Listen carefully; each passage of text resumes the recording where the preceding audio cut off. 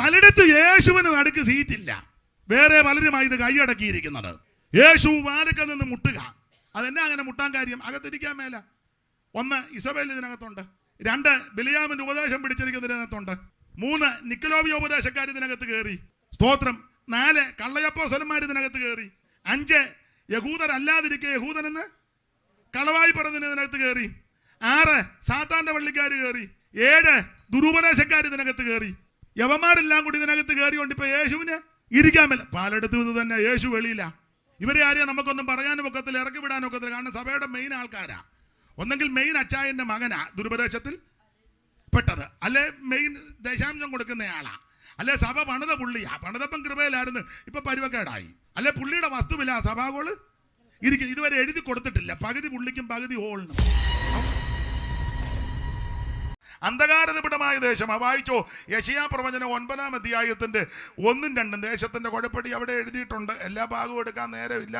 9-ന്റെ 1-ഉം 2-ഉം വായിച്ചോ യെശയ്യാ പ്രവചനം.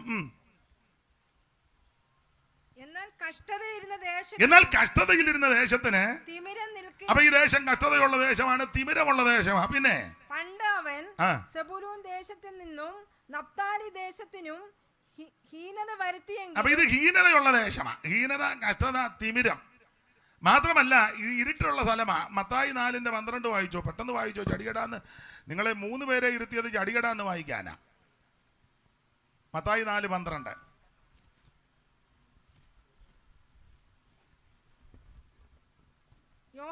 യോഹന്നാൻ തടവിലായി എന്ന് കേട്ടാറേ അവൻ ഗലീലയ്ക്ക് വാങ്ങിപ്പോയി. യോഹന്നാൻ തടവിലായി എന്ന് കേട്ടാറേ അവൻ ഗലീലയ്ക്ക് വാങ്ങിപ്പോയി. നസറേത്ത് വിട്ടു സെബൂലന്റെയും നഫ്താലിയുടെയും അതിരുകളിൽ കടൽക്കരയുള്ള കപർന്നഹൂമിൽ ചെന്ന് പാർത്തു. സെബൂലൂൻ ദേശവും നഫ്താലി ദേശവും കടൽക്കരയിലും യോർദാൻ അക്കരയുമുള്ള എമ്പാടും ജാതികളുടെ ഗലീലയും ഇങ്ങനെ ഇരുട്ടിലിരിക്കുന്ന ജാതികളുടെ ഗലീല. അപ്പൊ ഇത് ഇരുട്ടുള്ള സ്ഥലമാ ഗലീല. എല്ലാം ഞാൻ വിവരിക്കുന്നില്ല, അതിന് പല കാര്യമുണ്ട്. അപ്പൊ ശ്രദ്ധിച്ചേ, ഇത് തിമിരമുള്ള ദേശമാണ്, കഷ്ടതയുള്ള ദേശമാണ്, അന്ധകാരനിബിഡമായ ദേശമാണ്. ഈ സ്ഥലമാണ് ഹീരാം ശലോമോന് കൊടുത്തത്. ആ ശലോമോൻ ഹീരാമിന് കൊടുത്തത്. അപ്പം ഹീരാം ചോദിച്ചു, സഹോദര ഇതെന്താ ഈ ദേശം ഇങ്ങനാണോ ചെയ്യുന്നത്, കൊടുക്കുന്നത് ഇങ്ങനാണോ? ഞാനത് അധികം വിവരിക്കുന്നില്ല. എന്നാൽ അങ്ങനെ ഹീനതയുള്ള ഇരുട്ട് പരന്ന അന്ധകാരനിബിഡമായ തിമിരമുള്ള ഈ ദേശത്ത് പാർത്ത അനേകരെയാണ് യേശു തൻ്റെ ശിഷ്യന്മാരാക്കിയത്. അതിൻ്റെ ഒരു ആത്മീയ അർത്ഥം ഇത്രയേ ഉള്ളൂ. ഹീരാം ആരാ? ഹീരാം സോർ രാജാവാ. സോർ രാജാക്കന്മാര് ധനവാന്മാരാ. അങ്ങനെയാണല്ലോ 45-ാം സങ്കീർത്തനത്തിൽ സോർ നിവാസികൾ ജനത്തിലെ ധനവാന്മാര് കാഴ്ചവെച്ച് കല്യാണത്തിന് നമ്മൾ വായിക്കുന്ന സങ്കീർത്തന. പക്ഷെ കാറ്ററിംഗ് ഞാൻ്റെ കാഴ്ച തരോ കൊടുത്തില്ല. വീഡിയോക്കാരൻ പിന്നെയും വന്ന് മുട്ടുക. വായിച്ച സങ്കീർത്തനം. അപ്പം ഇത് ധനാഢ്യന്മാരാ സോർ നിവാസികൾ. അപ്പോൾ ഭയങ്കര കാശുള്ളവരെ, എൻ്റെ ഭാഷയാ, കാശും പുത്തനും ഒക്കെ ഉള്ളവരാ. ശലോമോനാരാ? ഭയങ്കര ജ്ഞാനമുള്ളവനാ. അപ്പൊ അതിന്റെ ആത്മീക പാഠം ഇത്രയേ ഉള്ളൂ. സോർ രാജാവിന്റെ ധനത്തിനും ശലോമോൻ രാജാവിന്റെ ജ്ഞാനത്തിനും നടക്കാത്ത കാര്യമാ യേശു ചെയ്തത്.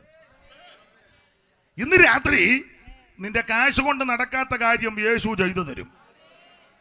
നിന്റെ ബുദ്ധിയും ജ്ഞാനം കൊണ്ട് നടക്കാത്ത കാര്യം യേശു ചെയ്തു തരും. ആ കർത്താവിന്റെ കരങ്ങളിൽ ഇന്ന് രാത്രി സമർപ്പിക്ക്, യേശു നിന്നെ രക്ഷിക്കും. അത് പറയാൻ ഞാൻ ഇത്ര ഒന്ന് സൂചിപ്പിച്ചെന്നേ ഉള്ളൂ. ദൈവത്തിന് മഹത്വം. അപ്പോൾ ഈ സുവിശേഷകരെ, ആ സുവിശേഷകരാൽ ആകൃഷ്ടരായി വന്ന അനേകരുണ്ട്, സഭകളുണ്ട്. സുവിശേഷ പ്രവർത്തനത്താൽ അപ്പോസ്തലന്മാരുടെ പ്രവർത്തനങ്ങൾ, അതാണ് അപ്പോസ്തല പ്രവർത്തികളുടെ പുസ്തകം. ഈ അപ്പോസ്തല പ്രവർത്തികളുടെ പുസ്തകം പഠിക്കുമ്പോൾ അപ്പോസ്തലന്മാരുടെ പ്രവർത്തനത്താൽ, പരിശുദ്ധാത്മാവിന്റെ പ്രവൃത്തിയാൽ, യേശുവിന്റെ പ്രവൃത്തിയാൽ അനേക സഭകൾ ഉടലെടുത്തു. ആ സഭകളെ കറതീർന്ന ഉപദേശത്തിൽ നിലനിർത്തി കർത്താവിന്റെ വരവിനായി സജ്ജരാക്കുവാൻ എഴുതിയ ലേഖനങ്ങളാണ് 21 ലേഖനം. നമുക്കറിയാം, റോമാലേഖനം മുതൽ യൂദയുടെ ലേഖനം വരെ 21 ഈടുറ്റ ലേഖനങ്ങൾ. ഇതെല്ലാം കഴിഞ്ഞ് ഒടുവിലത്തെ പുസ്തകമാണ് വെളിപ്പാട് പുസ്തകം. നമ്മൾ ഇന്ന് രാത്രി വെളിപ്പാട് പുസ്തകം 3:20 വായിച്ചത്. ഞാൻ എന്തിനാ ഇങ്ങനെ ചോദിച്ചെന്ന് ചോദിച്ചാൽ, ഇതിനെപ്പറ്റി അറിയാത്ത ആരേലും ഉണ്ടെങ്കിൽ അവരുടെ അറിവിനൊന്ന് പറഞ്ഞെന്നേ ഉള്ളൂ. ദൈവത്തിന് മഹത്വം ഉണ്ടാകട്ടെ. ഒടുവിലത്തെ പുസ്തകം വെളിപ്പാട് പുസ്തകം. ഈ ഉൽപ്പത്തി പുസ്തകം പലതിൻ്റെ ആരംഭമാണ്, വെളിപ്പാട് പുസ്തകം പലതിൻ്റെ അവസാനമാണ്. ഉൽപ്പത്തിയിൽ ആരംഭിച്ച പലതും അവസാനിക്കുന്നത് വെളിപ്പാട് പുസ്തകത്തില്ല. ഉൽപ്പത്തി പുസ്തകത്തിലാണ് നമ്മൾ 1-ാം അധ്യായം പഠിക്കുമ്പോൾ ആകാശവും ഭൂമിയൊക്കെ ദൈവം സൃഷ്ടിച്ചു. വെളിപ്പാട് പുസ്തകത്തിൽ വരുമ്പോൾ അത് മാറിയെന്ന 21 വായിച്ചു.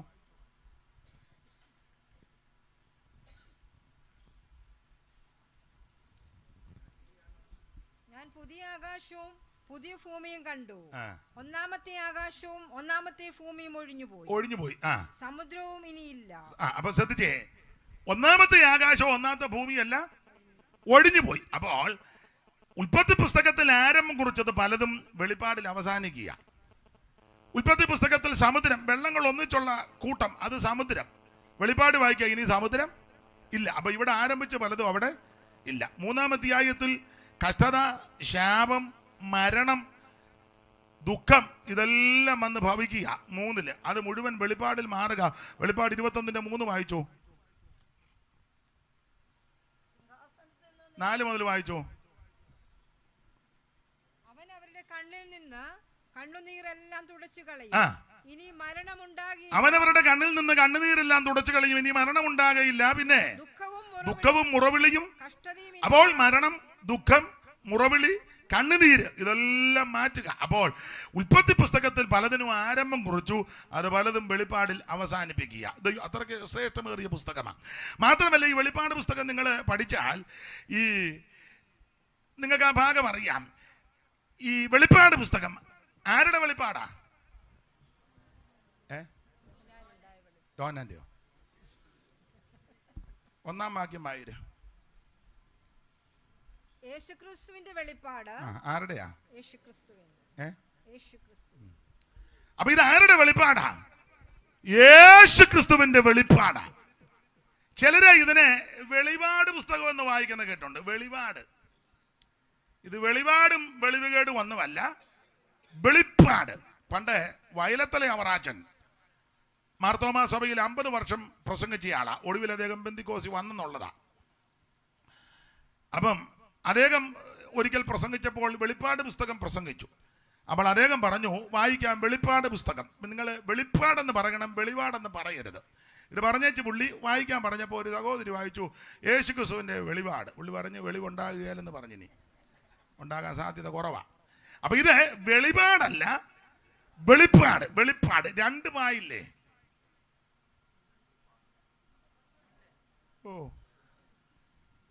ഒരു പാ മതിയായിരിക്കും. 2 പായ. പണ്ട് സാക്ഷരതയുടെ ക്ലാസ് എടുത്തപ്പം പഠിപ്പിച്ച് പ്രായമുള്ളവരൊക്കെ ഇരിക്കുമല്ലോ. ഒരു പായുടെ അടിയിൽ ഒരു പായം കൂടി ഇട്ടപ്പോൾ ഒരു തള്ള പറഞ്ഞ അടിപ്പായ എന്ന് പറഞ്ഞു. കാരണം ഒരു പായുടെ അടിയിൽ വേറൊരു പായം കൂടി ഇടുമ്പം അടിപ്പായ. അമ്മ പഴയ ഭാഷ അങ്ങ് പറഞ്ഞതേ ഉള്ളൂ എന്ന് പറഞ്ഞ പോലെ ഇത് 2 പായ.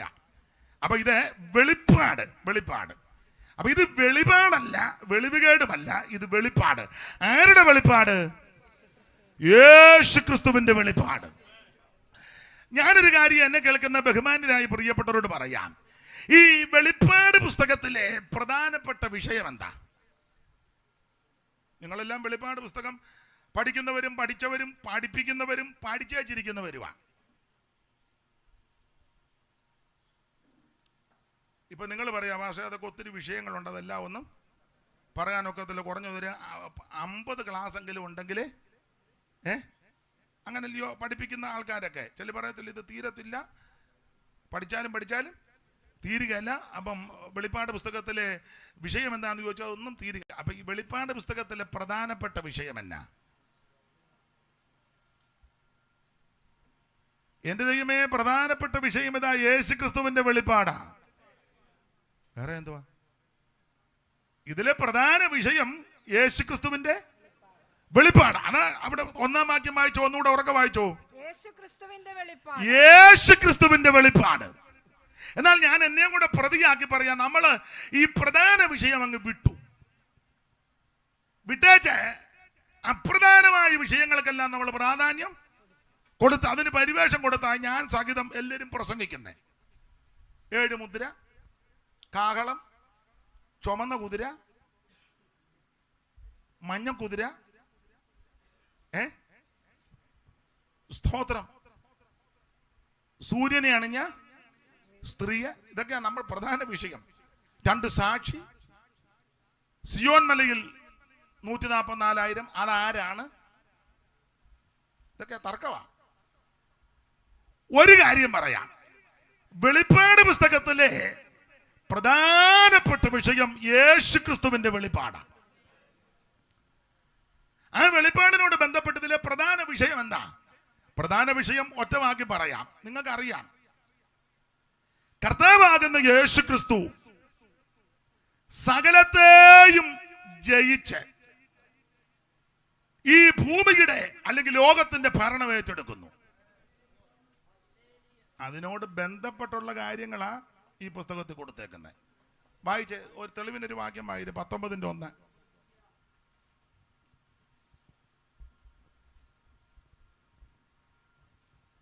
അനന്തരം ഞാൻ സ്വർഗത്തിൽ വലിയൊരു പുരുഷാരത്തിന്റെ മഹാസന്തോഷം പോലെ കേട്ടത്, ഹല്ലേലൂയ, ഹല്ലേലൂയ, രക്ഷയും മഹത്വവും ശക്തിയും, രക്ഷയും മഹത്വവും ശക്തിയും നമ്മുടെ ദൈവത്തിനുള്ളത്, നമ്മുടെ ദൈവത്തിനുള്ളത്.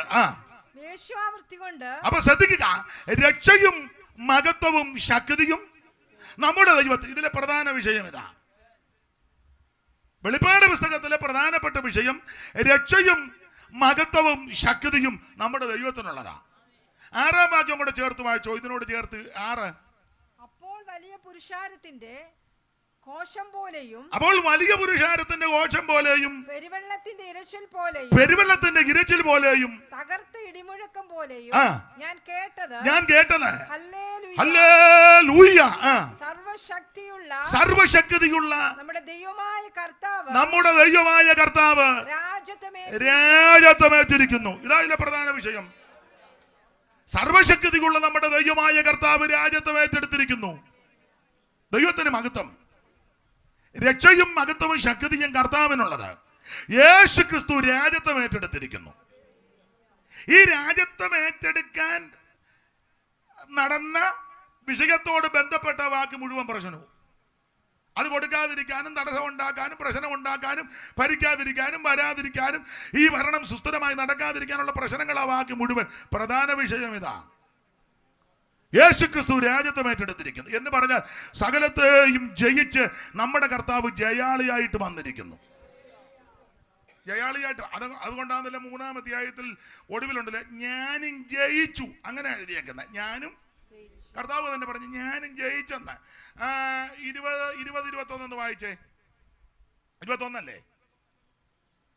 ജയിക്കുന്നവന് ഞാൻ എന്നോടുകൂടെ എന്റെ സിംഹാസനത്തിൽ ഇരുപ്പാൻ വരം നൽകും. ഞാനും ജയിച്ച്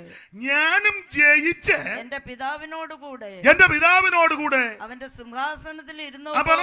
ഞാനും ജയിച്ചു. അപ്പോൾ ജയിച്ച ഒരുവനേ ഉള്ളൂ, യേശുക്രിസ്തു മാത്രം. ആ ജയാളിയാകുന്ന കർത്താവ് ഇതിന്റെ ഭരണം ഏറ്റെടുക്കുക. ജയിച്ചവൻ ഒരുവനേ ഉള്ളൂ, നസറേയനാകുന്ന യേശു. ആ ജയിച്ച കർത്താവ് ഇതിന്റെ ഭരണം ഏറ്റെടുക്കുന്നു. അപ്പോൾ ആ കർത്താവിനോട് കൂടെ ജീവിക്കേണ്ടവരും ഭരിക്കേണ്ടവരും എങ്ങനെയുള്ളവരായിരിക്കണം? അവരും ജയിച്ചവരായിരിക്കണം. അവിടെ ഒരു വാക്യമുണ്ടല്ലോ, ജയിച്ചവര് വീണ പിടിച്ചെന്ന. ജയിച്ചവര് വീണ പിടിച്ചു. വായിച്ചേ, ജയിച്ചവര് വീണ. നിങ്ങൾ കണ്ടെങ്കിലൊന്ന് വായിര്, കണ്ടില്ലേ ഞാൻ റെഫറൻസ് പറയാം. നിങ്ങളും തപ്പുന്നുണ്ടോ, നോക്കുന്നുണ്ടോ, ഇതിനെപ്പറ്റി എന്തേലും അറിവുണ്ടോ എന്ന് എനിക്കൂടെ ഒന്ന് അറിയാൻ വേണ്ടിയാ. റെഫറൻസ് എനിക്കറിയാം, എങ്കിലും എല്ലാവരും വന്ന് വെറുതെ ഇരിക്കുകയല്ലയോ. അപ്പം അങ്ങനെയും ഒന്ന് താപ്പ. ദൈവത്തിന് മകൾ ജയിച്ചവര് അങ്ങനെ. കർത്താവ് പറഞ്ഞു ഞാനും ജയിച്ചു, യേശു ജയിച്ചു. അപ്പൊ ആ ജയിച്ച കർത്താവിന്റെ കൂടെ പാർക്കേണ്ടവർ, ജീവിക്കേണ്ടവർ, വസിക്കേണ്ടവർ, ഭരിക്കേണ്ടവർ അവരും ജയിച്ചവരായിരിക്കണം. കണ്ടോ? മിക്കവാറും നമ്മൾ 12:30 വരെ ഇരിപ്പിരുന്ന് പോവുകയേ ഉള്ളൂ. എന്നാ ഇനിയും 15:2 വായിര്. അല്ല, ചിലരുടെ ഇരിപ്പും ഭാവവും എല്ലാം കണ്ട സർവജ്ഞ വീടം കയറി വെച്ചിരിക്കുന്നത് പോലെ. അതുകൊണ്ട് ചോദിച്ചെന്നേ ഉള്ളൂ. നീ കലർന്ന പേടിച്ചാന്നല്ലോ വായിക്കുന്നേ. തീ കലർന്ന പളുങ്കുകടൽ പോലെ പളുങ്കുകടൽ പോലെ ഒന്നും മൃഗത്തോടും അതിന്റെ പ്രതിമയോടും പേരിന്റെ സംഖ്യയോടും ജയിച്ചവർ ദൈവത്തിന്റെ വീണകൾ പിടിച്ചുകൊണ്ട് മതി. അപ്പോൾ നമ്മുടെ കർത്താവ് സകലത്തെയും ജയിച്ചു. ആ ജയിച്ച കർത്താവ് ഇതിന്റെ ആധിപത്യം ഏറ്റെടുത്തിരിക്കുന്നു.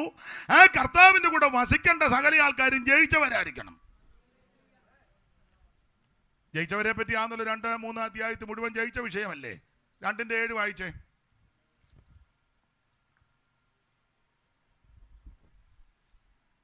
ആത്മാവ് സഭകളോട് പറയുന്ന എന്തെന്ന് ചെവിയുള്ളവൻ കേൾക്കട്ടെ. ജയിക്കുന്നവന് അവിടെയും ജയവാ. 11 ആത്മാവ് സഭകളോട് പറയുന്നത് എന്തെന്ന് ചെവിയുള്ളവൻ കേൾക്കട്ടെ. ജയിക്കുന്നവന് അവിടെയും ജയിക്കുന്ന 17 ആത്മാവ് സഭകളോട് പറയുന്നത് എന്തെന്ന് ചെവിയുള്ളവൻ കേൾക്കട്ടെ. ജയിക്കുന്നവന് 3:6 ആത്മാവ് സഭകളോട് പറയുന്നത് എന്തെന്ന് ചെവിയുള്ളവൻ കേൾക്കട്ടെ. കേക്കട്ടെ, വായിച്ചോ. ഫിലദെൽഫിയയിലെ സഭയുടെ ദൂതൻ എഴുതുക, വിശുദ്ധനും സത്യവാനും ദാവീദിന്റെ താക്കോലുള്ളവനും ആരും അടയ്ക്കാതെ. അപ്പോൾ ജയിക്കുന്ന 2:6 അങ്ങനെയല്ലയോ? 2:6 3:6 അതല്ലേ ഇപ്പം വായിച്ചേ. ചെവിയുള്ളവൻ കേൾക്കട്ടെ. അവിടെ ജയിക്കുന്നൊരു പദമുണ്ടല്ലോ. 5 5 6 ചില പുസ്തകത്തിലെ താഴെ മേളിലുമായിട്ട് ചെറിയ പരിഭാഷയ്ക്ക് വ്യത്യാസമുണ്ട്. ജയിക്കുന്നവൻ വെള്ളയുടുപ്പ് ധരിക്കും. അപ്പൊ ഈ ഭാഗത്തെല്ലാം ജയിക്കുന്ന വിഷയമാണ്. നമ്മുടെ കർത്താവ് സകലത്തെയും ജയിച്ച് കർത്തൃത്വം ഏറ്റെടുത്ത് ഭരണം ഏറ്റെടുത്തിരിക്കുന്നു. ആ കർത്താവിനോട് കൂടെ വസിക്കുന്നവർ പാർക്കുന്നവർ ജയിച്ചവരായിരിക്കണം. ഇതാണ് ഇതിലെ പ്രധാന വിഷയം. ഒരു കാര്യം പറയാം, നമ്മൾ ഈ പ്രധാനപ്പെട്ട വിഷയം അങ്ങ് കളഞ്ഞു. എന്റെ ഭാഷയിൽ പറയാം, വെളിപ്പാട് പുസ്തകത്തിലെ പ്രധാനപ്പെട്ട വിഷയം യേശു ക്രിസ്തുവിന്റെ വെളിപ്പാടാണ്. എന്തുവാ യേശു ക്രിസ്തുവിന്റെ വെളിപ്പാട്? 1-ാം അധ്യായത്തിന്റെ 13 മുതൽ വായിച്ച്. യേശു ക്രിസ്തുവിന്റെ വെളിപ്പാട്. പത്മോസ് എന്ന ദ്വീപിൽ യോഹന്നാൻ അപ്പോസ്തലൻ നാട് കടത്തപ്പെട്ടു. കർത്തൃദിവസത്തിൽ ആത്മവിവശനായി നീ കാണുന്നതിന്റെ പുസ്തകത്തിൽ എഴുതി എഫെസോസ്, സ്മുർന, പെർഗമോസ്, തുയതൈര, സർദീസ്, ഫിലദെൽഫിയ, ലവോദിക്ക എന്നീ 7 സഭകൾക്ക് എഴുതുക എന്ന് കാഹളത്വത്തിന് ശബ്ദം എന്റെ ബിംബിക്കെട്ട് എന്നോട് സംസാരിച്ച നാദം എന്തെന്ന് കാണും. ഞാൻ തിരിഞ്ഞു. 13-ാം വാക്യം. തിരിഞ്ഞപ്പോൾ 7 പൊൻനിലവിളക്കുകളെയും നിലവിളക്കുകളുടെ നടുവിൽ നിലയങ്കി ധരിച്ചുകൊണ്ട് മാറത്ത് പൊൻകച്ച കെട്ടിയവനായി മനുഷ്യപുത്രനോട് സദൃശനായവനെയും ഞാൻ കണ്ടു. പിന്നെ അവന്റെ തലയും തലമുടിയും വെളുത്ത പഞ്ഞി പോലെ ഹിമത്തോളം വെള്ളയും കണ്ണ്. എല്ലാ ഭാഗവും വായിപ്പിക്കുന്നില്ല. നിങ്ങൾക്കറിയാം, വെളിപ്പാട് പുസ്തകത്തിലെ പ്രധാനപ്പെട്ട വിഷയം യേശു ക്രിസ്തുവിന്റെ വെളിപ്പാട്. ആ വെളിപ്പാട് 1-ാം അധ്യായത്തിന്റെ 13 മുതൽ താഴോട്ട് പിടിക്കുമ്പോൾ അവൻ തേജസ്കരിക്കപ്പെട്ട യേശു ക്രിസ്തുവിന്റെ വെളിപ്പാട്. ഈ വെളിപ്പാട് വേറെ ആരും കണ്ടിട്ടില്ല. യോഹന്നാനാ വെളിപ്പെടുത്തി കൊടുത്തത്. അപ്പോൾ യേശു ക്രിസ്തുവിന്റെ വെളിപ്പാടാണ് താഴോട്ട് എഴുതിയിരിക്കുന്നത്. പക്ഷെ നമ്മൾ ഈ പ്രധാനപ്പെട്ട വിഷയം തട്ടിയേച്ച് വേറെ വെളിപ്പാടാണ് നമ്മൾ കാണുന്നത്. അതായി കുഴപ്പം. 1-ാം അധ്യായത്തിലെ വെളിപ്പാടാണ് കാണേണ്ടത്. അത് യേശു ക്രിസ്തുവിന്റെ വെളിപ്പാട്. നമ്മളത് കാണുന്നില്ല. നമ്മൾ കാണുന്നതെല്ലാം വേറെ വെളിപ്പാടാ. അതാ ഈ വെപ്രാളം. 1-ാം അധ്യായത്തിലെ വെളിപ്പാട് കണ്ടേച്ച് വേറെ എന്ത് വെളിപ്പാട് കണ്ടാലും നിനക്കൊരു കുഴപ്പവും വരികയില്ല. 1-ാം അധ്യായത്തിലെ വെളിപ്പാട് കാണാതെ നീ ബാക്കി അധ്യായത്തിലെ വെളിപ്പാട് കണ്ടാൽ പരുവക്കേടാകും. ബാക്കി അധ്യായത്തിലെ ഏതാ? 13-1 വായിച്ചേ. 13-1 വായിരേ. അപ്പോൾ 10 കൊമ്പും 7 തലയും. പേടിയാന്ന് തോന്നുന്നു അതൊക്കെ വായിക്കുന്നത്.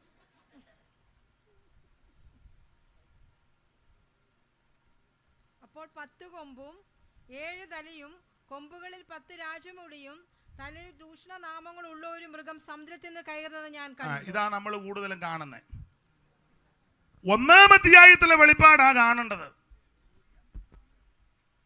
സഭ കാണേണ്ടതും സഭയിൽ കൂടുന്നവര് കാണേണ്ടതും ഞാനും നിങ്ങളും കാണേണ്ട സകല ആൾക്കാരും കാണേണ്ട വെളിപ്പാട് 1-13 മുതലുള്ള വെളിപ്പാടാ. അത് യേശു ക്രിസ്തുവിന്റെ വെളിപ്പാട്. ഈ വെളിപ്പാട് ഇപ്പൊ കാണുന്നില്ല. കാണുന്നത് മുഴുവൻ 13 മൃഗമാ. ഒന്നുകൂടെ വായിച്ച, നന്നായിട്ടൊന്ന് വായിക്ക്. നിങ്ങൾക്ക് ശബ്ദവും ഒരു ആക്കവും ഒന്നുമില്ലാതെ ഉപവാസമാണോ? ഒന്ന് വായിച്ചോ, ഒന്ന് ആക്കത്തിലൊക്കെ ഒന്ന് വായിച്ചേ. അപ്പോൾ 10 കൊമ്പും അമ്മാമ്മയ്ക്ക് ഇച്ചിരൂടെ ആക്കമുണ്ട്.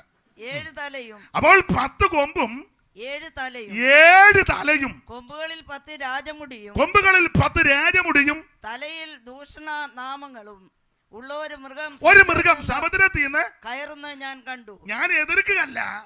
വെളിപ്പാട് പുസ്തകം 13-ാം അധ്യായത്തിൽ സമുദ്രത്തിൽ നിന്ന് കയറുന്ന ഒരു മൃഗം. സാധാരണക്കാർ ഇത് കാണുകയും കേൾക്കുകയും ചെയ്യുമ്പോൾ വെപ്രാളം ഉണ്ടാകും. എന്നാൽ 1-ാം അധ്യായത്തിലെ യേശു ക്രിസ്തുവിന്റെ വെളിപ്പാട് കണ്ടിട്ടുള്ളവൻ ഈ 13-ാം അധ്യായത്തിലെ മൃഗത്തിന്റെ വെളിപ്പാട് കണ്ട ഞെട്ടത്തില്ല. അവൻ യേശു ക്രിസ്തുവിനെ കണ്ടുവച്ചിരിക്കുക. സ്തോത്രം. ദൂഷണനാമങ്ങള് അങ്ങനല്ലേ അമ്മാമേ?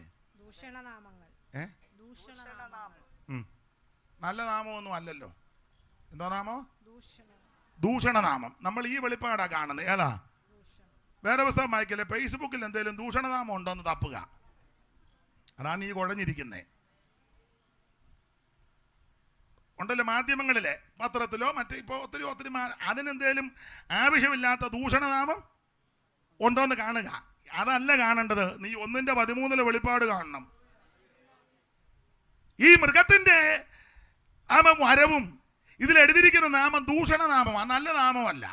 എന്നാൽ നല്ല നാമം ഒന്നേ ഉള്ളൂ, അത് യേശുവിന്റെ നാമമാണ്. എല്ലാ നാമത്തിലും മേലായ നാമം. സ്വർലോകരുടെയും ഭൂലോകരുടെയും അധോലോകരുടെ മുഴങ്കാലുകൾ മടങ്ങുന്ന വിറയ്ക്കുന്ന നാമമാണ് യേശുവിന്റെ നാമം. എന്താ കർത്താവിന്റെ നാമത്തിന്റെ വിശേഷത? 1-2 വായിച്ചോ. ഉത്തമഗീതം 1-2. മോനെ, മൈക്ക് എനിക്ക് സുഖകരമല്ല, ഒത്തിരി സ്ട്രെയിൻ ചെയ്ത് സംസാരിക്കേണ്ടി വരുന്നു. അതെന്താന്ന് വെച്ചാൽ ഒന്ന് സഹായിച്ചു തന്നാട്ടെ. 1-2 വായിര്. എന്തുവാ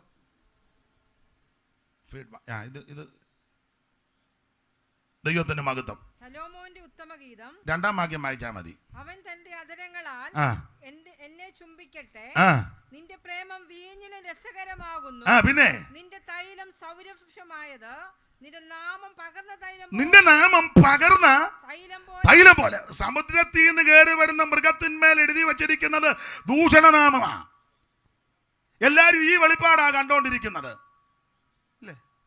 കാണാൻ താല്പര്യം അല്ല, കേൾക്കാനും താല്പര്യം അല്ല, അറിയാനും താല്പര്യം അല്ല, കൂടി വരുമ്പോ ചർച്ച ചെയ്യാനും താല്പര്യം. മറ്റേ കാര്യം എന്തായെന്ന്? ഏത് കാര്യം? മറ്റേ കാര്യം ഒന്ന് പറഞ്ഞു. യോഗം കഴിഞ്ഞ് പറയാന്ന്. എല്ലാവർക്കും ഇതറിയാനാ ജിജ്ഞാസ. ദൈവത്തിന് മഹത്വം. ദൂഷണനാമം നല്ല നാമമല്ല. ദുഷിപ്പ് കേൾക്കാൻ അത്ര സുഖമല്ല. കേട്ടാൽ അത്ര ആത്മീക വർധന വരുന്നില്ല. കേട്ടാൽ നിനക്ക് ചൈതന്യം ഒന്നും വരികയില്ല. പക്ഷേ യേശുവിന്റെ നാമത്തിന്റെ വിശേഷത ഇത് പകർന്ന തൈലം പോലെ. ഇന്ന് രാത്രി ആ നാമത്തിന്റെ വെളിപ്പാട് കാണണം. യേശുവിന്റെ എല്ലാ നാമത്തിലും മേലായ നാമം. Price the Lord. ഇത് പകർന്ന തൈലം പോലെയാ. ഈ നാമത്തിൽ പാപമോചനമുണ്ട്. ഈ നാമത്തിൽ രോഗശാന്തിയുണ്ട്.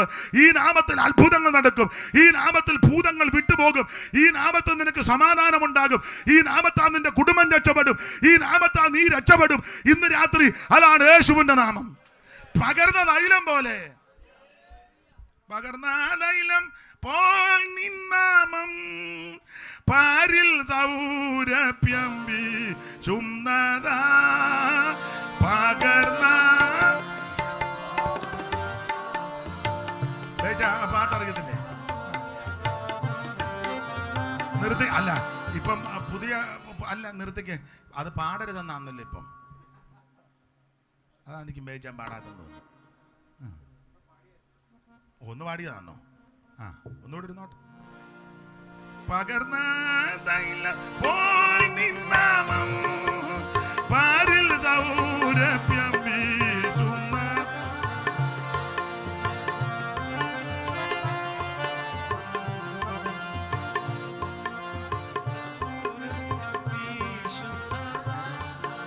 പഴി തൂച്ചി നിന്ന ഞെരുക്കങ്ങളിൽ എന്നെ സുഗന്ധമായി മാറ്റിടണേ. പഴി തൂച്ചി നിന്ന ഞെരുക്കങ്ങളിൽ എന്നെ സുഗന്ധമായി മാറ്റിടണേ. കരമുയർത്ത് ദൈവത്തിന് മഹത്വം കൊടുക്ക്. ഇത് പകർന്ന തൈലം പോലെ. 2-ാം വാക്യം ഒന്നുകൂടെ വായിച്ചോ, ശക്തമായിട്ട് വായിക്ക്. ആ 2-ാം വാക്യം വായിച്ചേ. ഉത്തമഗീതം 1-2. അവൻ അവൻ തന്റെ അതരങ്ങളാൽ എന്നെ ഒന്ന് ചുംബിക്കട്ടെ. പിന്നെ നിന്റെ പ്രേമം വീഞ്ഞിലും രസകരമാ. പിന്നെ നിന്റെ നാമം പകർന്ന തൈലം പോലെ. ഇന്ന് രാത്രി സമുദ്രത്തിൽ നിന്ന് കയറി വരുന്ന മൃഗത്തിന്റെ മേലും മൃഗത്തിന്റെ കുഴപ്പടി അത് ദൂഷണനാമമാ. എന്നാൽ യേശു ക്രിസ്തുവിന്റെ നാമം പകർന്ന തൈലം പോലെ. എന്തുവായി പകർന്ന തൈലത്തിന്റെ വിശേഷത? നിങ്ങൾക്കറിയാൻ പറയുമൊന്നും വേണ്ട, എങ്കിലും അറിയാത്തവരുടെ അറിവ്. ഞാനീ പറയുന്നതെല്ലാം അറിയാൻ പാടില്ലാത്തവർക്ക് വേണ്ടിയാ. നിങ്ങളതെല്ലാം പഠിച്ചു വെച്ചിരിക്കുക. ഞാൻ പറയുന്നത് ഒക്കുന്നുണ്ടോ, പോയിന്റ് വല്ലതും വിടുന്നുണ്ടോ, തെറ്റുന്നുണ്ടോ, എനിക്ക് നിങ്ങളുടെ എല്ലാ ഇരിപ്പ് കാണുമ്പോൾ അറിയാം. അപ്പം അതുകൊണ്ട് നിങ്ങളുടെ അത്ര ഒക്കത്തില്ല, എന്നാലും നിങ്ങൾ എനിക്ക് വേണ്ടി പ്രാർത്ഥിക്കും. ദൈവത്തിന് മകത്ത. എന്തുവാ ഈ പകർന്ന തൈലം പോലെ? തൈലം പകർന്നാൽ എന്താ വിശേഷത? വായിച്ചോ 12:3.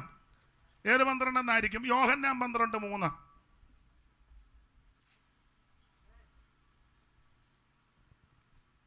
അപ്പോൾ മറിയ വിലയേറിയ സ്വച്ഛജടാമാംസി തൈലം. ഒന്നുകൂടെ വായിച്ചേ.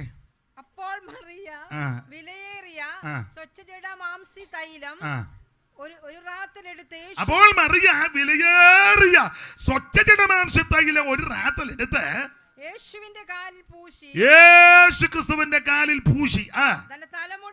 തന്റെ തലമുടി കൊണ്ട് മറിയ ബോബ് ചെയ്തതല്ലെന്നാ തോന്നുന്നേ. എന്റെ എളിയ അഭിപ്രായമാ. നിങ്ങളുടെ അഭിപ്രായം കൂടെ പറയുന്നതുകൊണ്ട് കുഴപ്പമൊന്നും ഇല്ല. സുഖമില്ലാത്തവരും ദീനം വന്ന് പുറത്തവരും മാരക രോഗത്തിന് അടിമപ്പെട്ട് വിടുവിച്ച പലരും മുടി നഷ്ടപ്പെട്ട് പോയവരുണ്ട്. അവരുടെ കാര്യം അല്ലി പറയാൻ. ഒരു കുഴപ്പമില്ലാത്ത മോളി ഉള്ള മുടിയെല്ലാം കണ്ടിച്ച് വെച്ച് ഇങ്ങനെ നടക്കുന്ന എൻ്റെ കാര്യമായി പറഞ്ഞത്. അപ്പം മറിയ അങ്ങനല്ലായിരുന്നു, തലമുടി കൊണ്ട് തന്നെ മറിയ. ഒന്നുകൂടെ വായിച്ചോ ദൈവദാസി.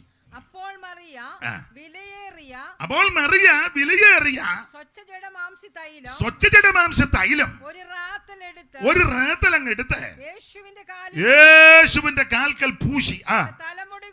തലമുടി കൊണ്ട് പിന്നെ തൈലത്തിന്റെ സൗരഭ്യം കൊണ്ട് വീട് മുഴുവൻ നിറച്ചു. അതാണ് ഈ പകർന്ന തൈലം പോലെ അവിടുത്തെ പരിശുദ്ധ നാമം. ഇന്ന് രാത്രി യേശുവിന്റെ നാമം പകർന്ന തൈലം പോലെ. തൈലം, നല്ല തൈലം പകർന്ന ആ വീട് മുഴുവൻ സൗരഭ്യമായി. ഇന്ന് രാത്രി എന്നെ കേൾക്കുന്ന ബഹുമാന്യരോട് ഒരു കാര്യം ശ്രോതാക്കളോട് പറയട്ടെ. നിന്റെ ജീവിതം ദുർഗന്ധം വമിച്ചതായിരിക്കാം. എല്ലാവരും നിന്നെ ഒറ്റപ്പെടുത്തിയിരിക്കുക, നിന്നെ തള്ളിക്കളഞ്ഞിരിക്കുക. അവൻ ആരും നിന്നോട് സംസാരിക്കുന്നില്ല, സഹകരിക്കുന്നില്ല. നിന്റെ കുടുംബത്തിലുള്ളവരെ, ചാർച്ചക്കാര്, സ്നേഹിതര്, ദേശനിവാസികൾ, വേണ്ടപ്പെട്ടവരൊക്കെ നിന്നെ ഒറ്റപ്പെടുത്തി. കാരണം നീ ദുർഗന്ധമുള്ള വ്യക്തിയാ, നിന്നോട് അടുക്കാൻ കൊള്ളത്തില്ല, നിന്നോട് കൊള്ളുകയില്ല, നീ നാറ്റ കേസാന്നൊക്കെ പറഞ്ഞു. പക്ഷേ ഇന്ന് രാത്രി നീ യേശുവിന്റെ കരങ്ങളിൽ സമർപ്പിച്ചാൽ, യേശുവിനായിട്ട് ഇന്ന് രാത്രി നീ സമർപ്പിച്ചാൽ, നിന്റെ ദുർഗന്ധത്തെ സുഗന്ധമാക്കി തീർക്കുവാൻ കഴിവുള്ള നാമമാണ് യേശുവിന്റെ നാമം. ഹല്ലേലൂയ. ആത്മഹത്യ പരിഹാരമല്ല, നാടുവിടുന്ന പരിഹാരമല്ല, അവൻ അതെ വിഷം പരിഹാരമല്ല, അവൻ പരിഹാരം യേശുവിലുണ്ട്. എന്താ യേശുവിനുള്ള പരിഹാരം? യേശുവിന്റെ നാമം പകർന്ന തൈലം പോലെ. എന്നെ കേൾക്കുന്ന മാന്യ സുഹൃത്തെ, പ്രിയരെ, ഇന്ന് രാത്രി ജീവിതത്തിൽ ദുർഗന്ധത്തിന്റെ അവനരെ പിടിയിൽ അകപ്പെട്ട് അയ്യോ ഇനി എങ്ങനെ രക്ഷപ്പെടും, ആരെന്നെ രക്ഷിക്കും, എന്റെ ഈ നാറ്റം, എന്റെ ജീവിതത്തിന്റെ നാറ്റം എങ്ങനെ മാറും, ആര് മാറ്റും, അയ്യോ ഇത് മാറത്തില്ല, ഞാനിതോടെ അവൻ മുടിയുക, അവൻ ഇനി നശിക്കുക, ഇനി ജീവിച്ചിട്ട് കാര്യമില്ലെന്ന് ചിന്തിച്ച് ആരെങ്കിലും ഇന്ന് രാത്രി എന്നെ കേൾക്കുന്നെങ്കിൽ ആത്മകത്തെ പരിഹാരമല്ല, പരിഹാരം യേശുവിലുണ്ട്. ഇന്ന് രാത്രി യേശുവിന്റെ അടുക്കവ പകർന്ന തൈലം പോലെ പരിശുദ്ധമായ യേശുവിന്റെ നാമം നിന്റെ ജീവിതത്തിന്റെ ദുർഗന്ധത്തെ മാറ്റും. സകലരും സന്തോഷ തൊന്നിയാൽ, സന്തതം സകലരും സന്തോഷ തൊന്നിയാൽ സ്തോത്ര സംഗീതം പാടി, സ്തോത്ര സംഗീതം പാടി ശ്രീയേശുവേ വന്ദനം ചെയ്തിടുവീ, നിരന്തരം വന്ദനം.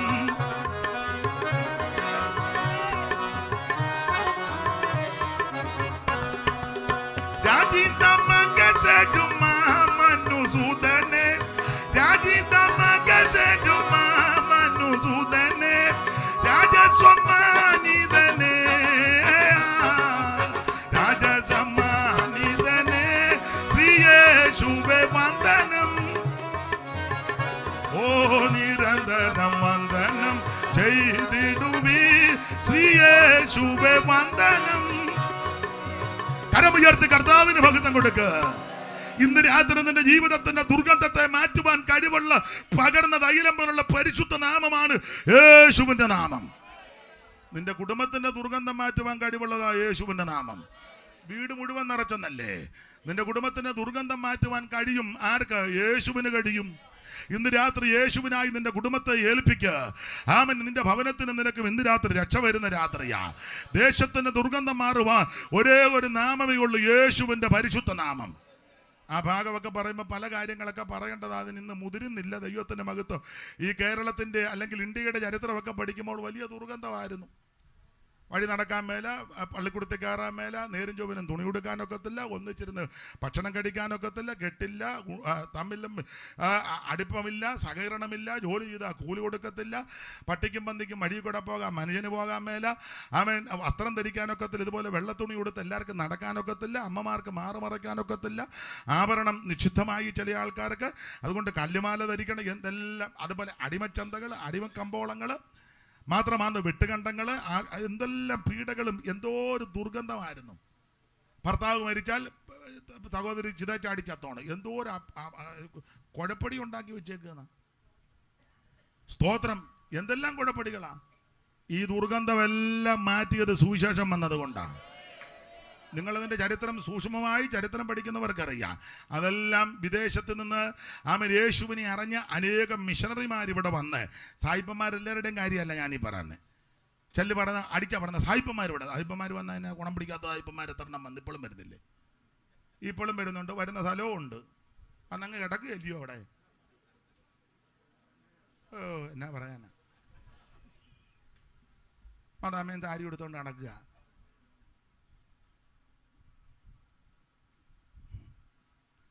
ഞാൻ സായിപ്പന്മാരെ എല്ലാം വക്കാലത്ത് പിടിച്ച് പറഞ്ഞതല്ല, യേശുവിനെ അറിഞ്ഞവരുടെ കാര്യമാണ്. ദൈവത്തിന്റെ മഹത്വം. യേശുവിന്റെ സ്നേഹം അകത്ത് കയറിയവര്, ആ യേശുവിന്റെ സ്നേഹത്താൽ ആമൻ കടന്നു വന്ന അങ്ങനെയുള്ള മിഷണറിമാർ ഇവിടെ വന്ന് താഴേക്കിടകിൽപ്പെട്ട ദുർഗന്ധം പിടിച്ച്, ആമൻ ദുർഗന്ധം അമിച്ച്, ആർക്കും വേണ്ടാതെ, എല്ലാവരാലും വെറുക്കപ്പെട്ട്, എല്ലാവരാലും തള്ളപ്പെട്ട്, ഒറ്റപ്പെട്ട് കിടന്നവരെ ഈ മാർഗത്തിലേക്ക് കൊണ്ടുവന്നു. അവരുടെ ജീവിതത്തിന്റെ കുടുംബത്തിന്റെയൊക്കെ ദുർഗന്ധം മാറ്റിയെന്ന്. സായിപ്പ് ഒരിക്കലൊരു സായിപ്പ് വണ്ടിയെ വില്ല് വെച്ച വണ്ടിയെ കുതിര വണ്ടിയിൽ പോയപ്പോൾ കണ്ടത്തിലെ മനുഷ്യനെയും മാടിനെയും കൂടെ വെച്ചാ ഉഴുന്നത്. മുഖത്തിൻ്റെ ഒരു വശത്ത് മാട്, ഒരു വശത്ത് മനുഷ്യൻ. നടന്ന കാര്യമാണ്. സായിപ്പ് പറഞ്ഞു വണ്ടി നിർത്തി വെച്ചാണ്ട മനുഷ്യനെ ഇഞ്ഞ് കയറ്റിക്കൊണ്ട് വരാൻ പറഞ്ഞു. ചേറിനകത്ത് കുഴഞ്ഞു നിൽക്കുക. മാട് ഉഴുമ്പോലെ മനുഷ്യന് ഉഴുതോണം, ഇല്ലേ പുറന്നിറങ്ങി അടിയാണ്. അന്ന് സായിപ്പന്മാരിവിടെ ഭരിക്കുന്ന കാലവും കൂടാ. അയാളെ ഇഞ്ഞ് കൊണ്ടുവരാൻ പറഞ്ഞു. ചേറിനകത്ത് കുഴഞ്ഞു നിൽക്കുക. സായിപ്പ് അദ്ദേഹത്തെ ബംഗ്ലാവിൽ കൊണ്ടുപോയി, തേച്ച് കുളിപ്പിച്ചു, ഭക്ഷണം കൊടുത്തു, വസ്ത്രവും കൊടുത്തു, രക്ഷയുടെ സുവിശേഷവും പറഞ്ഞു. ആ മനുഷ്യന്റെ സകല ദുർഗന്ധവും മാറി. നിങ്ങൾ മല്ലപ്പള്ളിയിൽ പരിചയമുള്ളവർ ചെന്ന് അവിടെ ഹാബേൽ ഫൗണ്ടേഷൻ എന്ന് പറയുന്നൊരു സംരംഭമുണ്ട്. ഹാബേൽ ഫൗണ്ടേഷൻ. ഞാനതിൻ്റെ ചരിത്രത്തിലോട്ടൊന്നും പോകുന്നില്ല. അദ്ദേഹത്തിൻ്റെ പണ്ടത്തെ പേരും പണ്ടത്തെ സ്ഥിതിയും എല്ലാം ചരിത്രം പഠിക്കുന്നവർക്കറിയാം. അപ്പം നമ്മുടെ ഈ നാട്ടിൽ ഇങ്ങനെയുള്ള ദുർഗന്ധം പലതുണ്ടായിരുന്നു. ആ ദുർഗന്ധത്തിന് മാറ്റം വരുത്തിയത് യേശു ക്രിസ്തുവിന്റെ പരിശുദ്ധ നാമമാണ്. ഇന്നും ഇതിന് മാറ്റം വരുത്തുവാൻ ഈ സുവിശേഷം കൊണ്ട് മാത്രമേ സാധ്യമാകൂ. ദൈവത്തിന്റെ മഹത്വം. അപ്പോൾ അവിടുത്തെ നാമം പകർന്ന തൈലം പോലെയുള്ള പരിശുദ്ധ നാമമാണ്. എന്നാൽ ഈ സമുദ്രത്തിൽ നിന്ന് കയറി വരുന്ന മൃഗം, അതിനെപ്പറ്റി വായിക്കുന്ന ദൂഷണ നാമങ്ങളാണ്. ഒന്നുകൂടെ വായിച്ചോ, 13:1-2.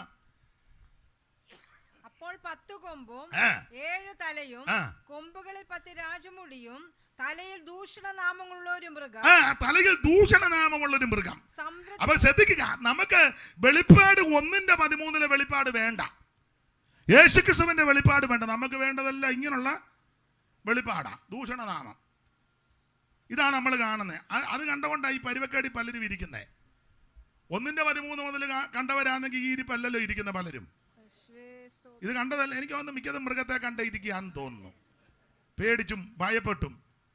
മാത്രമാണോ നമ്മൾ കാണുന്നതല്ല. ഇനി 12 ഒന്ന് വായിച്ചു, അവിടെ വേറൊരു സംഭവം കാണുക. 12. സ്വർഗത്തിൽ വലിയൊരു അടയാളം കാണാറായി. സൂര്യനെ അണിഞ്ഞൊരു സ്ത്രീ അവളുടെ കാൽ കീഴ് ചന്ദ്രൻ. ഓടിച്ചു വായിച്ചോ. ചന്ദ്രനും അവളുടെ തലയിൽ 12 നക്ഷത്രം കൊണ്ടുള്ള കിരീടവും ഉണ്ടായിരുന്നു. അപ്പൊ ശ്രദ്ധിച്ചേ, സൂര്യനെ അണിഞ്ഞൊരു സ്ത്രീയാ. നമ്മൾ കാണുന്നതല്ല ഇങ്ങനത്തെ കാഴ്ചയാ, ഇതല്ല കാണേണ്ടത്. അത് കണ്ടോ കുഴപ്പമില്ല. കാണേണ്ടത് വെളിപ്പാട് പുസ്തകം 1:13 മുതലുള്ള വെളിപ്പാടാ, യേശു ക്രിസ്തുവിന്റെ വെളിപ്പാട്.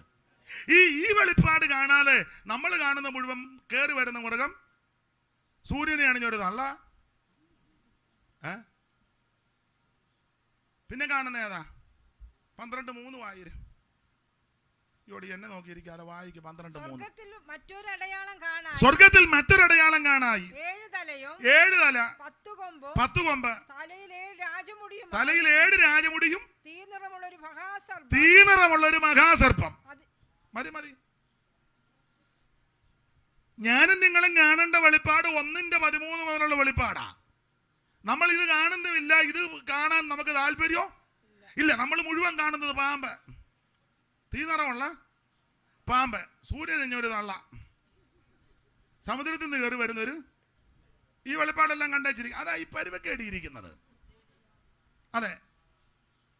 ഇനി 17:3 വായിച്ചോ, പെട്ടെന്ന് വായിച്ചോ. അവൻ എന്നെ ആത്മാവിൽ മരുഭൂമിയിൽ കൊണ്ടുപോയി. അപ്പോൾ 7 തലയും 10 കൊമ്പുമുള്ളതായി ദൂഷണനാമങ്ങൾ നിറഞ്ഞ് കടും ചുവപ്പുള്ള ഒരു മൃഗത്തിന്റെ മേൽ ഒരു സ്ത്രീ ഇരിക്കുന്നത് ഞാൻ. വേറൊരു സ്ത്രീയാ. ഇടയ്ക്ക് കയറി പറയാം, വെളിപ്പാട് പുസ്തകം പഠിച്ചാൽ പ്രധാനമായിട്ട് 4 പെണ്ണുങ്ങളെ കാണാം. എന്റെ ഭാഷയാ. 4 സ്ത്രീകള്, 3 പരുവക്കേടാ. 3 ഏതൊക്കെയാ 4 സ്ത്രീകള്? ഒന്നാമത്തെ സ്ത്രീയെ 2-ാം അധ്യായത്തിൽ കിടപ്പുണ്ട്. എൻ്റെ ദാസന്മാരെ ഉപദേശിക്കുന്ന അമ്മാമ്മ, പാസ്റ്റേഴ്സിന് ക്ലാസ് എടുക്കുന്ന ചില സഹോദരിമാരുണ്ട്. പാസ്റ്റർ സങ്കീർത്തനം വായിച്ചിരുന്ന് കഴിയുമ്പോൾ അമ്മാമ്മ പ്രബോധനത്തിന് എഴുന്നേക്കും. വേറെ സഭയിലുണ്ടായിരുന്ന അമ്മാമ്മയാ പ്രാർത്ഥിച്ചൊടുവിൽ നിർത്തുന്നത്. ഒക്കെ തള്ളയ്ക്ക് കൊടുക്കാഞ്ഞതിന് അത് പിന്നെ പ്രശ്നമുണ്ടായി. എൻ്റെ ദാസന്മാരെ അതാ ഒരു സ്ത്രീയെ. ഒന്നും ഞാൻ വിവരിക്കുന്നില്ല, വിവരിച്ചിട്ട് കാര്യവും ഇല്ല. അതൊരു സ്ത്രീയെ. 2-ാമത്തെ സ്ത്രീയാ 12 കാണുന്നത്, സൂര്യനെ അണിഞ്ഞ ഒരു സ്ത്രീയെ. 3-ാമത്തെ സ്ത്രീയാ 17 കണ്ടത്, മൃഗത്തിന്റെ പുറത്ത് കയറി ഇരിക്കുന്നു. എന്നാൽ 4-മതൊരു സ്ത്രീ ഉണ്ട്, അത് മണവാട്ടിയാ. 19-ാം അധ്യായത്തിൽ. ആ ഭാഗത്തേക്കൊന്നും ഞാനിപ്പോൾ പോകുന്നില്ല, നിങ്ങൾക്ക് അറിവുള്ളത് കൊണ്ട് ആ ഭാഗം അങ്ങ് വിടുക. ദൈവത്തിന് മഹത്വം. അപ്പൊ ഞാനും നിങ്ങളും കാണേണ്ട വെളിപ്പാട് യേശു ക്രിസ്തുവിന്റെ വെളിപ്പാട് കാണണം. പത്മോസ് എന്ന ദ്വീപിൽ യോഹന്നാൻ കർത്തൃദിവസത്തിൽ ആത്മവിവശനായി നാട് കടത്തപ്പെട്ടിരിക്കുക. 2 കാര്യത്താൽ യോഹന്നാനെ നാട് കടത്തി. എന്താ 2 കാര്യം? യോഹന്നാൻ നാട് വിട്ടത് അല്ല, യോഹന്നാനെ നാട് കടത്തിയത് ചിട്ടി നടത്തി പൊട്ടിയതല്ല. അല്ല, നാട്ടുകാരുടെ പാസ്പോർട്ടും വിസായും എല്ലാം മേടിച്ച് കാശടിച്ച് മാറ്റി അല്ല, അതിരുമാന്തി വെച്ച് പോയതല്ല. ചേട്ടാനിയന്മാർ തമ്മിൽ കൊമ്പ് കോർത്ത് വഴക്കുണ്ടാക്കി വടിവാളിന് വെട്ടി ഉണ്ടയിട്ട് പോയതല്ല. മലബാറിനോ ഹൈ റേഞ്ചിനോ പണ്ടൊക്കെ അങ്ങനെ പോവും. എല്ലാവരും അല്ല, ചിലര്. എല്ലാവരുടെയും കാര്യമല്ല, ചിലര്.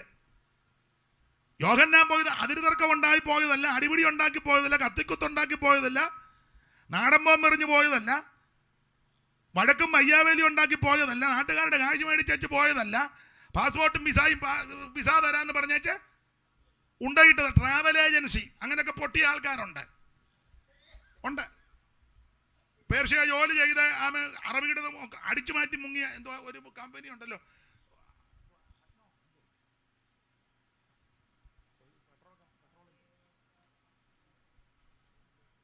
എന്തേലും ആട്ടെ, അങ്ങനെയൊക്കെ മുങ്ങിയ ധാരാളം ആൾക്കാരുണ്ട്. ഉണ്ടെന്ന് നിങ്ങളുടെ അറിവിലില്ലേ? ചിലരെ നിങ്ങൾ മിണ്ടാതിരിക്കുന്നത് ഉണ്ട്, ധാരാളം. യോഹന്നാൻ അങ്ങനെ പോയതല്ല നാട് കടത്തപ്പെട്ടത്. എങ്ങനെയാ യോഹന്നാൻ നാട് കടത്തപ്പെട്ട്? കാരണം 1:9 വായിച്ചേ, 1:9-10 വായിച്ചോ. 9-10 പെട്ടെന്ന് ചടികടാന്ന് വായിക്കേ. നിങ്ങളുടെ സഹോദരനും യേശുവിന്റെ കഷ്ടതയിലും യേശുക്രിസ്തുവിന്റെ കഷ്ടതയിലും രാജ്യത്തിലും സകലതയിലും കൂട്ടാളിയുമായ യോഹന്നാൻ എന്ന ഞാന് ദൈവവചനവും യേശുവിന്റെ സാക്ഷ്യവും നിമിത്തം അവർ രണ്ട് കാരണത്താലാണ് ആമേൻ പത്മോസിൽ നാട് കടത്തപ്പെട്ടത്. ഒന്ന് ആമേൻ സ്തോത്രം യേശുവിന്റെ സാക്ഷ്യം, രണ്ട് ദൈവവചന നിമിത്തം. ഒരു കാര്യം ദൈവമക്കളോട് എന്നെ കേൾക്കുന്നവരോട് ഞാൻ പറയാം, നിങ്ങൾ യോജിച്ചാലും യോജിച്ചില്ലെങ്കിലും നീ ശരിയായ നിലയിൽ സാക്ഷ്യം പറഞ്ഞാൽ പ്രശ്നം ഉണ്ടാകും. നമ്മളാരും ശരിയായ നിലയിൽ പറയുന്നില്ലല്ലോ. പറയുന്നുണ്ടോ? ഇല്ല, പറയുന്നില്ല. ഓ, ശരിക്കും പറഞ്ഞാൽ പ്രശ്നമാണ്. പറയുമ്പോഴേ പറയും പരിജ്ഞാനത്തോടെ പറഞ്ഞോണം, ഇല്ല നമുക്ക് തല്ല്. ശരിക്കും പറഞ്ഞാൽ പ്രശ്നമാണ്.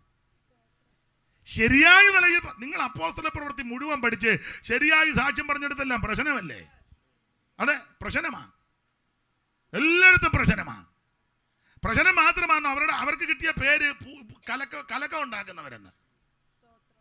കലക്കം ഉണ്ടാക്കുന്നവരെന്ന് നല്ല പേരല്ലല്ലോ കിട്ടിയത്. അപ്പോൾ ശരിയായ സാക്ഷ്യം പറഞ്ഞ പ്രശ്നമാണ്. മാത്രമല്ല വചനം തീർത്ത് പറഞ്ഞേ പ്രശ്നമാണ്. രണ്ട് കാര്യത്താൽ ആ യോഹന്നാൻ നാട് കടത്തപ്പെട്ടത്. ഒന്ന് സാക്ഷ്യം, രണ്ട് ദൈവവചന നിമിത്തം. അങ്ങനല്ലേ? ഒന്നുകൂടെ വായിച്ചേ, ദൈവവചന നിമിത്തം വായിക്കേ. നിങ്ങളുടെ സഹോദരനും യേശുവിന്റെ കഷ്ടതയിലും രാജ്യത്തിലും സാക്ഷ്യത്തിലും കൂട്ടാളിലുമായ യോഹന്നാൻ എന്ന ഞാൻ ദൈവവചനവും യേശുവിന്റെ സാക്ഷ്യവും. ഒരു കാര്യം എന്നെ കേൾക്കുന്നുണ്ട്, വചനം തീർത്ത് പറഞ്ഞാൽ പ്രശ്നമാണ്. പക്ഷെ നമ്മളാരും ശരിക്കും വചനം പറയുന്നില്ല. ഞാൻ സഹിതം തീർത്ത് പറയുന്നില്ല. നമ്മളെല്ലാം ഒരു എന്തുവാ, ഒരു പരുവത്തിന് പൊത്തി അങ്ങനെ. സഭയിൽ ബ്ലേഡുകാരൻ അച്ചായം കാണും. 15-ാം സങ്കീർത്തനം വായിച്ച് പ്രബോധിപ്പിക്കാൻ പറ്റുമോ? ട്രാൻസ്ഫർ ആയിരിക്കും. അട്ടപ്പാടിക്ക് ഒരു സഭ കിട്ടിയത് തന്നെ എന്ത് കഷ്ടപ്പെട്ട. നമുക്കും ദൈവത്തിനും അറിയാം. പ്രസ്ബിറ്ററെ കണ്ടു, സെൻട്രൽ പാസ്റ്ററെ കണ്ടു, സൂപ്രണ്ടിനെ കണ്ടു, ഓവർസിയറെ കണ്ട്, പിന്നെ ആരാ ഓരോ വിഭാഗത്തിൻ്റെ പേരങ്ങ് പറഞ്ഞതാ. സ്തോത്രം കണ്ട് കാണേണ്ടതുപോലെ അത് കിട്ടിക്കഴിഞ്ഞപ്പോൾ പിന്നെ 15 വായിക്കേണ്ട കാര്യം പെമ്പളയും പറഞ്ഞു, നിങ്ങൾ 15 വായിക്കണം, നിങ്ങൾ 91 വായരുത്. 15 നിങ്ങൾക്ക് വായിക്കാൻ ബുദ്ധിമുട്ട്, അത്ര വലിയ തെള്ളപ്പി നിൽക്കാന്നെ 15 എന്നോടും പിള്ളേരോടും വൈകിട്ട് പറ, ഞങ്ങൾ ബലപ്പെടുകയോ തുള്ളുകയോ ചെയ്യാം. സഭയെ പറഞ്ഞ പ്രശ്നം വേണ്ട, തീർത്ത് പറഞ്ഞാൽ പ്രശ്നമാ. അതെ, പ്രശ്നമാ. സഭയ്ക്കകത്ത് ശരിക്കും ഉപദേശം പറഞ്ഞ പ്രശ്നം ഉണ്ടാകും. വചനം തീർത്ത് പറഞ്ഞ പ്രശ്നമാ. വേർപാടിൻ്റെ ഉപദേശം ഒന്ന് പറഞ്ഞു നോക്കിയാൽ പ്രശ്നം ഉണ്ടാകും. ഇപ്പം മിണ്ടാനൊക്കത്തില്ല. പാസ്റ്റർമാർക്ക് അറിയാൻ പാടില്ലായിട്ടല്ല, എല്ലാവർക്കും നന്നായിട്ട് അറിയാം. പറയുകയല്ല, പറഞ്ഞാൽ പ്രശ്നമാണ്. എന്നാൽ യോഹന്നാൻ ദൈവവചനവും യേശുക്രിസ്തുവിന്റെ സാക്ഷ്യവും നിമിത്തം പത്മോസ് എന്ന ദ്വീപിൽ കർത്തൃദിവസത്തിൽ ഞാൻ ആത്മവിവശനായി.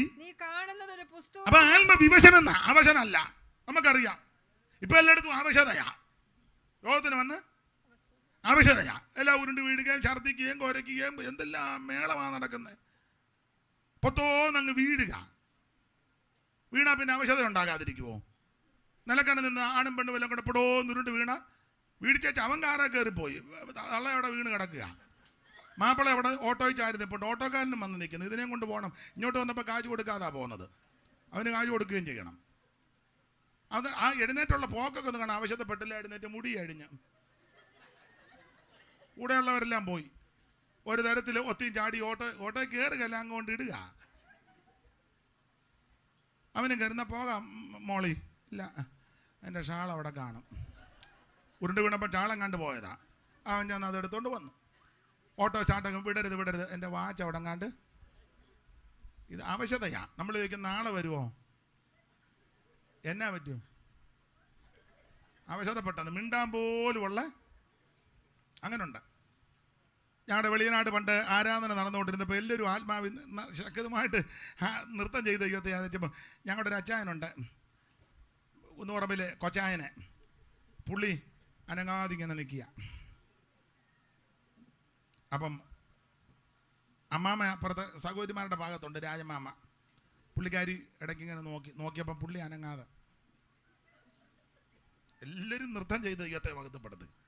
ഇതെല്ലാം കഴിഞ്ഞ് വീട്ടിൽ വന്നപ്പോൾ ഞാനും ഉണ്ട്. അപ്പം രാജമാമ്മ ചോദിച്ചു, എൻ്റെ പാപ്പ എല്ലാവരും പരിശുദ്ധാത്മാവ് നിറഞ്ഞ് നൃത്തം, നിങ്ങൾ മാത്രം ഇങ്ങനെ.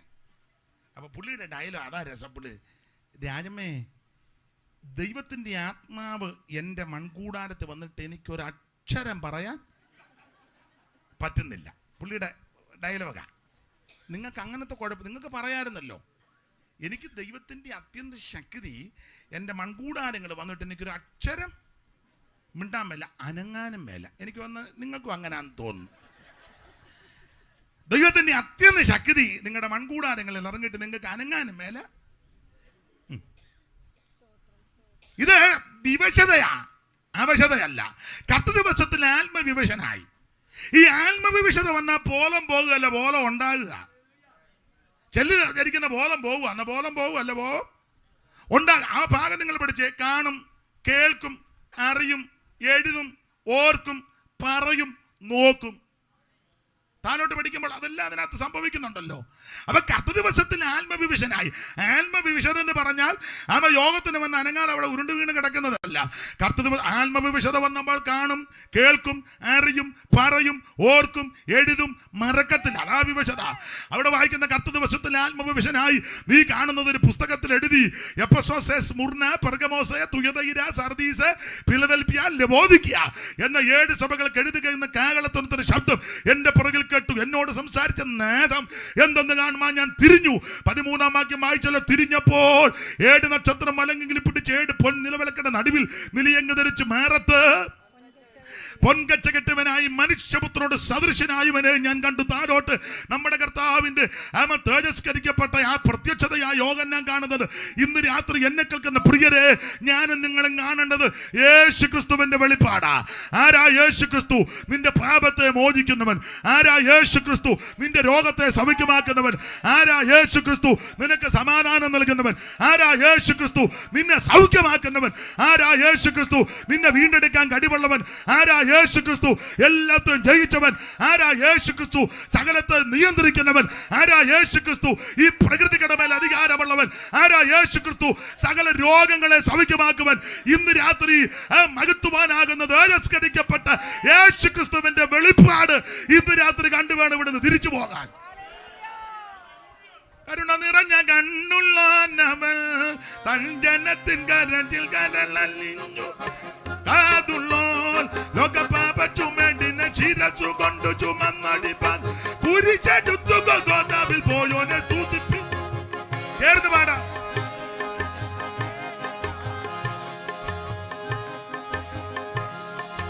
കാലുകൾ ഉലകിൽ കാച്ചി പഠിപ്പിച്ച നല്ല പിച്ചളക്കൊത്തതും ചേലോട്ടും മുഖപാപമാദിത്യൻ ശക്തിയോടും പ്രകാശിക്കും പോലെയും തലമുടി അവള പഞ്ഞി പോലെ ഇരിക്കുന്ന ദൈവപുത്രനെ സ്തുതിപ്പി. നമ്മുടെ കർത്താവിനെ പറ്റിയുള്ള പാട്ട് കൈയടിച്ച് പാട്. വഴിക്കും സത്യമും ജീവനും ഇവനെ, അവൻ അരികിൽ വരുവിൻ വഴിയും ആശ്വാസം ഉമേയവൻ. അവ ചുമടൊടിച്ചവൻ മഴയും മഞ്ഞും പെയ്യുവാനുള്ളിൽ പൊഴിയുമേ മേഘത്തൂണിൽ നിന്നും പാടി സ്തുതിപ്പിൻ. ഹല്ലേലൂയ പാടി സ്തുതിപ്പി സ്തുതിപ്പി. ഓ മരിച്ചവരിൽ നിന്ന് ആദ്യം ജനിച്ചവൻ, ഭൂവിരാജക്കന്മാരെ ഭരിച്ചു വാഴും ഏകനായകൻ. നമ്മെ സ്നേഹിച്ചവൻ തിരിച്ചോരയാൽ കഴുകി നമ്മയല്ല ശുദ്ധീകരി വിശ്വത്ത സാക്ഷിയെ നിനച്ച്.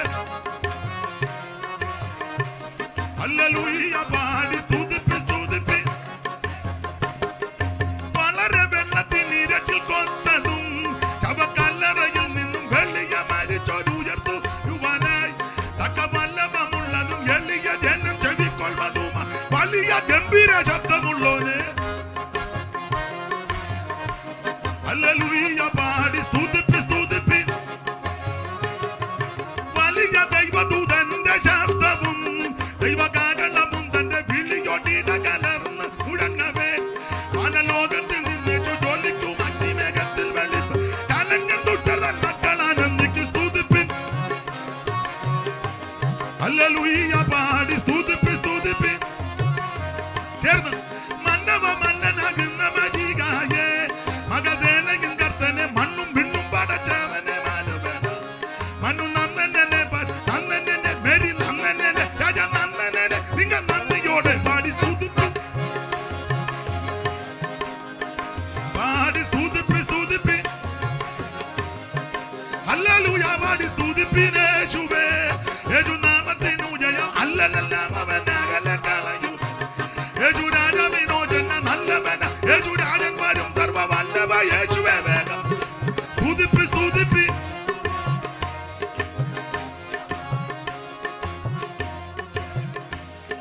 നാവുയർത്തി ഹല്ലേലൂയ പാടിയാട്ടെ. മൊത്തം പാടാനല്ല പറഞ്ഞ്, ഇടയ്ക്കൊരു ആശ്വാസം. സുതിപ്പിനെന്തെങ്കിലും ഒന്ന് പാടിത്തരണ്ടേ? ഞാൻ ജാതം പിടിച്ച് പാടുക. ഇതുകൂടെ പാടാനാ. ദൈവത്തിന് മഹത്വം. എല്ലാവരെയും ചിലപ്പോൾ തിട്ടമില്ലെങ്കിലും ഒരാശ്വാസം. ഈ പണ്ട് ആ ഭാഷ പറയുന്ന തെറ്റായി. കൊല്ലൻ്റെ ആലയിലെ നമ്മൾ ഇന്ന് കണ്ടിട്ടുണ്ടല്ലോ, വലിയ ഈ ഇരുമ്പ് പഠിപ്പിക്കും, കൂന്താലിയും പിക്കാസും ഒക്കെ. അപ്പോൾ അത് പഠിപ്പിച്ച് ഇങ്ങനെ ചെമ്പരത്തി പോലെ ചുമക്കുമ്പം കൊടലി കൊണ്ട് പിടിച്ചേ, ഞാൻ ഭാഷ പറയുന്നത് പണങ്ങരുത്, പിടിച്ച് ഒരു തൊട്ടിയും വെള്ളമുണ്ട്, കൽത്തൊട്ടിയാ, അതിലോട്ട് നമുക്ക് വേറൊരു ഇരുമ്പ് കൂടത്തിലോട്ട് വെച്ചിട്ട് വലിയ കൂടമെടുത്ത് പുള്ളി ഒരടി അടിക്കും. നിങ്ങൾ കണ്ടിട്ടുണ്ട്, പണ്ട് പഴയ അപ്പച്ചന്മാർക്കറിയാം. അടിക്കും. അടിച്ച് പുള്ളി ഇതിങ്ങനെ എടുത്ത് അടിക്കാൻ ഇച്ചിരി സമയം എടുക്കും. പുള്ളി ഇങ്ങനെ ഒരടി അടിക്കുമ്പം അദ്ദേഹത്തിൻ്റെ സഹധർമ്മിണിയോ പിള്ളാരോ അല്ലെ കയ്യാളുകളുണ്ട്, ചെറിയ ചുറ്റിയേക്ക് അതുപോലെ 2 അടി അടിക്കാനാ പറഞ്ഞത്. അപ്പം ഞാൻ ഒരടി അടിക്കുമ്പം വേച്ചൻ അവിടെ നിന്ന്. അപ്പൊ ചുരുക്കി പറഞ്ഞാൽ നമ്മുടെ കർത്താവിന്റെ മഹത്വം, ആ മഹത്വമാനായ യേശുവിന്റെ ദർശനം, വെളിപ്പാട്, അത് യോഹന്നാൻ കണ്ടു. അതാ 1-ാം അധ്യായം. ഓടിച്ചു പറയാം. 2-3 അധ്യായം 7 സഭയ്ക്കുള്ള ദൂത. അതിലെ ഒടുവിലത്തെ സഭയാകുന്ന ലവോദിക്കിയ സഭയോട് പറഞ്ഞ ദൂതിലെ ഒരു ഭാഗമാണ് രാത്രി ചിന്തയ്ക്ക് വായിച്ചത്. വേഗത്തിൽ പറഞ്ഞേക്കാം. 3:20 ഒന്നുകൂടെ വായിച്ചോ. 3:20 പെട്ടെന്ന് വായിച്ചോ. ഞാൻ വാതിക്കൽ നിന്ന് മുട്ടുന്നു. ഇന്ന് രാത്രി യേശു ക്രിസ്തു അവൻ വാതിക്കൽ നിന്ന് മുട്ടുക. ഒരു കാര്യം ഓടിച്ചു പറയാം. 1-ാം അധ്യായം പഠിക്കുമ്പോൾ കർത്താവ് സഭയുടെ നടുക്കുണ്ട്. 7 നിലവിളക്കുകളുടെ നടുവിൽ. നിലവിളക്ക് 7 സഭയാന്ന ആ പുസ്തകത്തിലെ വാക്യം നമ്മൾ വ്യാഖ്യാനിക്കേണ്ട അവിടെ തന്നെ വ്യാഖ്യാനമുണ്ട്. അപ്പോൾ 7 നിലവിളക്ക് 7 സഭ. ആ നിലവിളക്കിന്റെ നടുവിൽ 1-ാം അധ്യായത്തിൽ കർത്താവ് സഭയുടെ നടുക്കുണ്ട്. 2-ാം അധ്യായത്തിലേക്ക് വരുമ്പോൾ നടുക്ക് വെറും സ്റ്റാച്ചു ആയിട്ട് നിൽക്കുകയല്ല. യേശുവേ നീ ഇവിടെ നിന്നോണം, അനങ്ങരുത്, ഞങ്ങൾ അതിന് ബാക്കി കാര്യം ചെയ്തോളാം. അല്ലല്ല, ആ നടുക്ക് വെറുതെ നിൽക്കുകയല്ല, അവിടെ നടന്നുകൊണ്ടിരിക്കുക. പെട്ടെന്ന് വായിച്ചോ. 2-ാം അധ്യായത്തിൻ്റെ 1. ഇനി ചടികടാന്ന് വായിക്കണം, സമയം പോവുക. എഫെസോസിലെ സഭയുടെ ദൂതനെ എഴുതുക. 7 നക്ഷത്രം വലങ്കയിൽ പിടിച്ചുകൊണ്ട് 7 പൊൻനിലവിളക്കുകളുടെ നടുവിൽ നടക്കുന്നവൻ എന്ന് പറഞ്ഞാൽ 1-ാം അധ്യായത്തിന്റെ 13 മുതൽ താഴോട്ട് പഠിക്കുമ്പോൾ 7 പൊൻനിലവിളക്കുകളുടെ നടുവിൽ നിൽക്കുന്നു.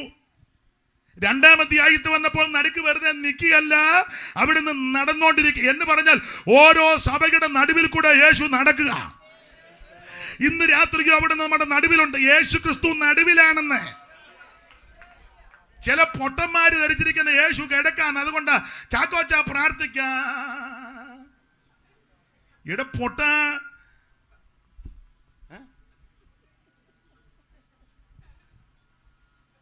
കിഴക്കോട്ട് തിരിഞ്ഞ് പ്രാർത്ഥിക്കുന്നത് സൂര്യനോടാ.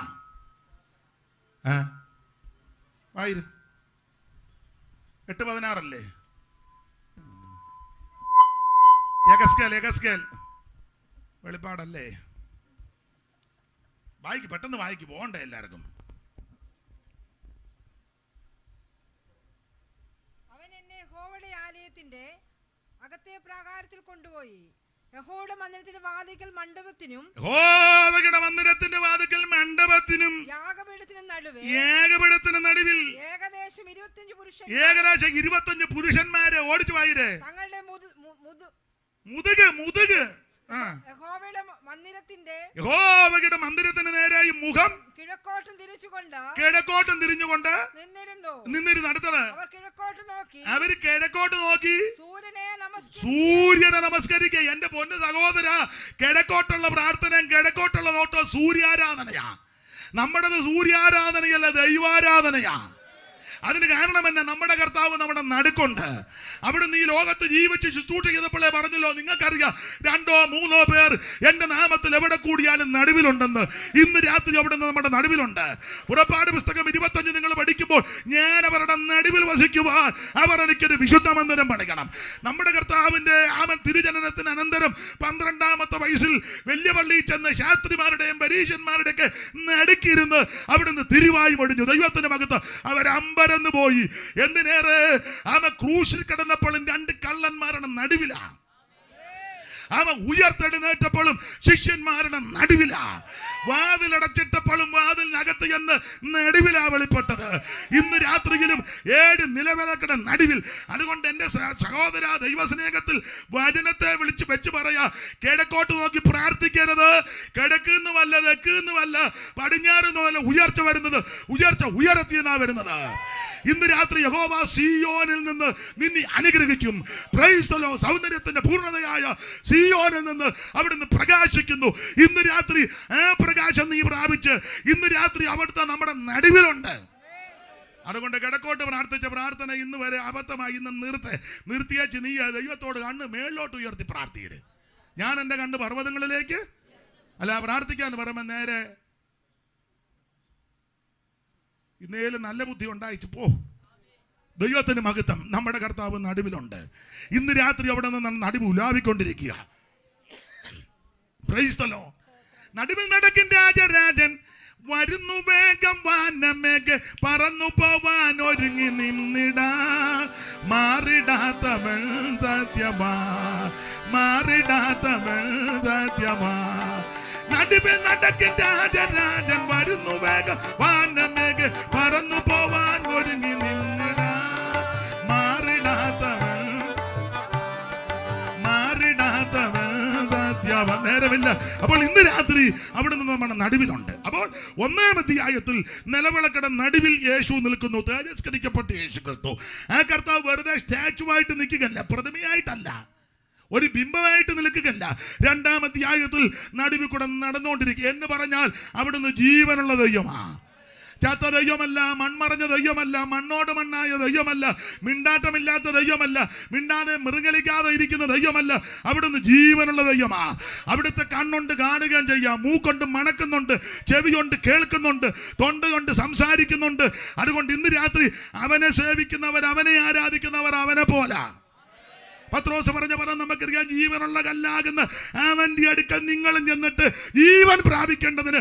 ഇന്ന് രാത്രി അവൻ കയ്യും കെട്ടി വായും പൂട്ടി ആളുകളെ ചിരിക്കാതെ ഇന്ന് രാത്രി നടുവിൽ നടക്കുന്ന കർത്താവിന്റെ മഹത്വമുള്ള സാന്നിധ്യം അനുഭവിക്കുന്ന ദൈവമക്കൾ ദൈവത്തിന് മഹത്വം കൊടുക്കും. ഞാന് ഇനി ആമൻ സ്തോത്രം ദീർഘമാക്കുന്നില്ല. ഈ 1-2 കാര്യം കൂടെ പറഞ്ഞ് പെട്ടെന്ന് അങ്ങ് നിർത്താം. ദൈവത്തിന്റെ മഹത്വം. ഇന്ന് രാത്രി യേശു നമ്മുടെ നടുവിലുണ്ട്. അവിടുന്ന് വാതിക്കൽ നിന്ന് മുട്ടുക. ഏതൊക്കെ വാതില എല്ലാം വിവരിക്കാൻ നേരമില്ല. 1 ഹൃദയത്തിന്റെ വാതിൽ, 2 നിന്റെ ഭവനത്തിന്റെ വാതിൽ, 3 ദേശത്തിന്റെ വാതിൽ, 4 രാജ്യങ്ങളുടെ വാതിൽ, 5 രാഷ്ട്രങ്ങളുടെ സാമ്രാജ്യങ്ങളുടെ വാതിൽ. ഇന്ന് രാത്രി വാതിക്കൽ നിന്ന് യേശു മുട്ടുക. ആര് വാതിൽ തുറക്കും? ഇന്ന് രാത്രി വാതിൽ തുറന്നാൽ യേശു അകത്തേക്ക് പ്രവേശിക്കുക. 1-ാം അധ്യായത്തിൽ സഭയുടെ നടുക്ക്, 2-ാം അധ്യായത്തിൽ വന്നപ്പോൾ സഭയുടെ നടുവിൽ കൂടെ നടക്കുന്നുണ്ട്. 1-ാം സഭ എഫെസോസ് സഭയുടെ കാര്യമല്ലേ? എഫെസോസ് സഭയുടെ നടുവിൽ കൂടെ 1-ാം സഭയുടെ നടുവിൽ കൂടെ നടന്നു. 2-ാം സഭ കയറി, 3-ാം സഭ 5, 6, 7-ാമത്തെ സഭ വന്നപ്പോൾ നടുക്കുമില്ല, നടുവിലുമില്ല, പുറകിലുമില്ല. യേശുവിനെ പുറത്താക്കി. അകത്ത് ഭയങ്കര പ്രൈസ് ആൻഡ് വർഷിപ്പാ. 7 വിളക്കിൻ പറഞ്ഞടാ, ഞാൻ നടക്കൊന്നുമില്ല, ഞാൻ വെളിയില്ല, എന്നെ കൂടെ ഒന്ന് കേറ്റേ. പുള്ളി വാതൊക്കെ നിന്ന്. അപ്പോൾ സെക്രട്ടറി എന്ന് പറഞ്ഞു, പ്രൈസ് ആൻഡ് വർഷിപ്പ് നടക്കാൻ ഡിസ്റ്റർബ് ചെയ്യരുതെന്ന്. ആരോടാ? യേശുവിനോടാ. ഞാൻ അവിടെ നിന്ന് ഇങ്ങോട്ട് മാറിയത് ഇരിക്കാൻ പറയണ്ടല്ലോ എന്ന് ഓർത്താ. അപ്പം അതുകൊണ്ട് പിന്നെ ഞോണ്ടുകയും മുരടുകയും ചെയ്യണ്ടല്ലോ. അപ്പം അതുകൊണ്ടാണ് ഇച്ചിരി ഇങ്ങോട്ട് ഇറങ്ങി നിന്നത്. നിങ്ങൾ അങ്ങോട്ട് നോക്കിയാൽ മതി അവരെന്നാ ചെയ്യുന്നെന്ന്. ഞാൻ നോക്കുന്നില്ല. ഒരു കാര്യം പറയാം, പലയിടത്തും യേശുവിന് നടുക്ക് സീറ്റില്ല. വേറെ പലരുമായി ഇത് കൈയടക്കിയിരിക്കുന്നത്. യേശു വാതിൽക്കൽ നിന്ന് മുട്ടുക. അതെന്നാ അങ്ങനെ മുട്ടാൻ കാര്യം? അകത്തിരിക്കാൻ മേല. 1 ഇസബേൽ ഇതിനകത്തുണ്ട്. 2 ബിലിയാമിന്റെ ഉപദേശം പിടിച്ചിരിക്കുന്നതിനകത്തുണ്ട്. 3 നിക്കലോവിയ ഉപദേശക്കാർ ഇതിനകത്ത് കയറി. സ്തോത്രം. 4 കള്ളയപ്പോസ്തലന്മാർ ഇതിനകത്ത് കയറി. 5 യഹൂദരല്ലാതിരിക്കെ യഹൂദനെന്ന് കളവായി പറഞ്ഞതിനകത്ത് കയറി. 6 സാത്താന്റെ പള്ളിക്കാർ കയറി. 7 ദുരുപദേശക്കാർ ഇതിനകത്ത് കയറി. യവന്മാരെല്ലാം കൂടി ഇതിനകത്ത് കയറിയോണ്ട് ഇപ്പൊ യേശുവിന് ഇരിക്കാൻ മേല. പലയിടത്തും ഇത് തന്നെ. യേശു വെളിയില്ല. ഇവരെ ആരെയും നമുക്കൊന്നും പറയാനും ഒക്കത്തില്ല, ഇറക്കി വിടാനും ഒക്കത്തില്ല. കാരണം സഭയുടെ മെയിൻ ആൾക്കാരാ. ഒന്നെങ്കിൽ മെയിൻ അച്ചായന്റെ മകനാ ദുരുപദേശത്തിൽ പെട്ടത്, അല്ലെ മെയിൻ ദശാംശം കൊടുക്കുന്നയാളാ, അല്ലെ സഭ പണിത പുള്ളിയാ, പണിതപ്പം കൃപയിലായിരുന്നു, ഇപ്പൊ പരുവക്കേടായി. അല്ലെ പുള്ളിയുടെ വസ്തുവില്ല സഭാകോള് ഇരിക്കും, ഇതുവരെ എഴുതി കൊടുത്തിട്ടില്ല, പകുതി പുള്ളിക്കും പകുതി ഹോളിനും. അതുകൊണ്ട് അങ്ങോട്ടും ഇങ്ങോട്ടും നമുക്ക് ചില സഭയ്ക്ക് സ്ഥലം കൊടുക്കുന്നില്ല, ഇഷ്ടം പോലെ ഉണ്ട്. എന്നാലും 5 സെന്റ് എവിടെ മുടിഞ്ഞോനെ നീ ഒരു 25 അങ്ങ് കൊടുക്കേ, ഉണ്ടല്ലോ 2-3 ഏക്കർ. അങ്ങനെയുള്ളവരോടായി പറയാനേ, 3-4 ഏക്കറുള്ള നീ ഒരു 50 സെന്റ് കൊടുക്ക്, ദൈവത്തിനല്ലേ. ഓ, ദൈവത്തിന് ഇപ്പം ഇതിൻ്റെ ആവശ്യമൊന്നും, ദൈവം ഇപ്പം സ്ഥലമില്ലേലും പുള്ളി വരുമല്ലോ. സ്ഥലമില്ലെങ്കിലും പിന്നെ വരും, അതിന് യാതൊരു തർക്കവും ഇല്ല. ഒരു കാര്യം പറയാം, സഭയ്ക്കകത്ത് ഇപ്പൊ കർത്താവിന് ഇരിക്കാൻ മേല. കർത്താവ് സഭയുടെ വെളിയിൽ നിന്ന് മുട്ടുക. വാതിക്കൽ നിന്നിട്ടവൻ കെഞ്ചി വിളിച്ചിടുന്നു, വാതിക്കൽ നിന്നിട്ടവൻ കെഞ്ചി വിളിച്ചിടുന്നു, വാതിൽ തുറന്നിടുക മകനെ മകളെ ദയവാ, വാതിൽ തുറന്നിടുക മകനെ മകളെ ദയവാ.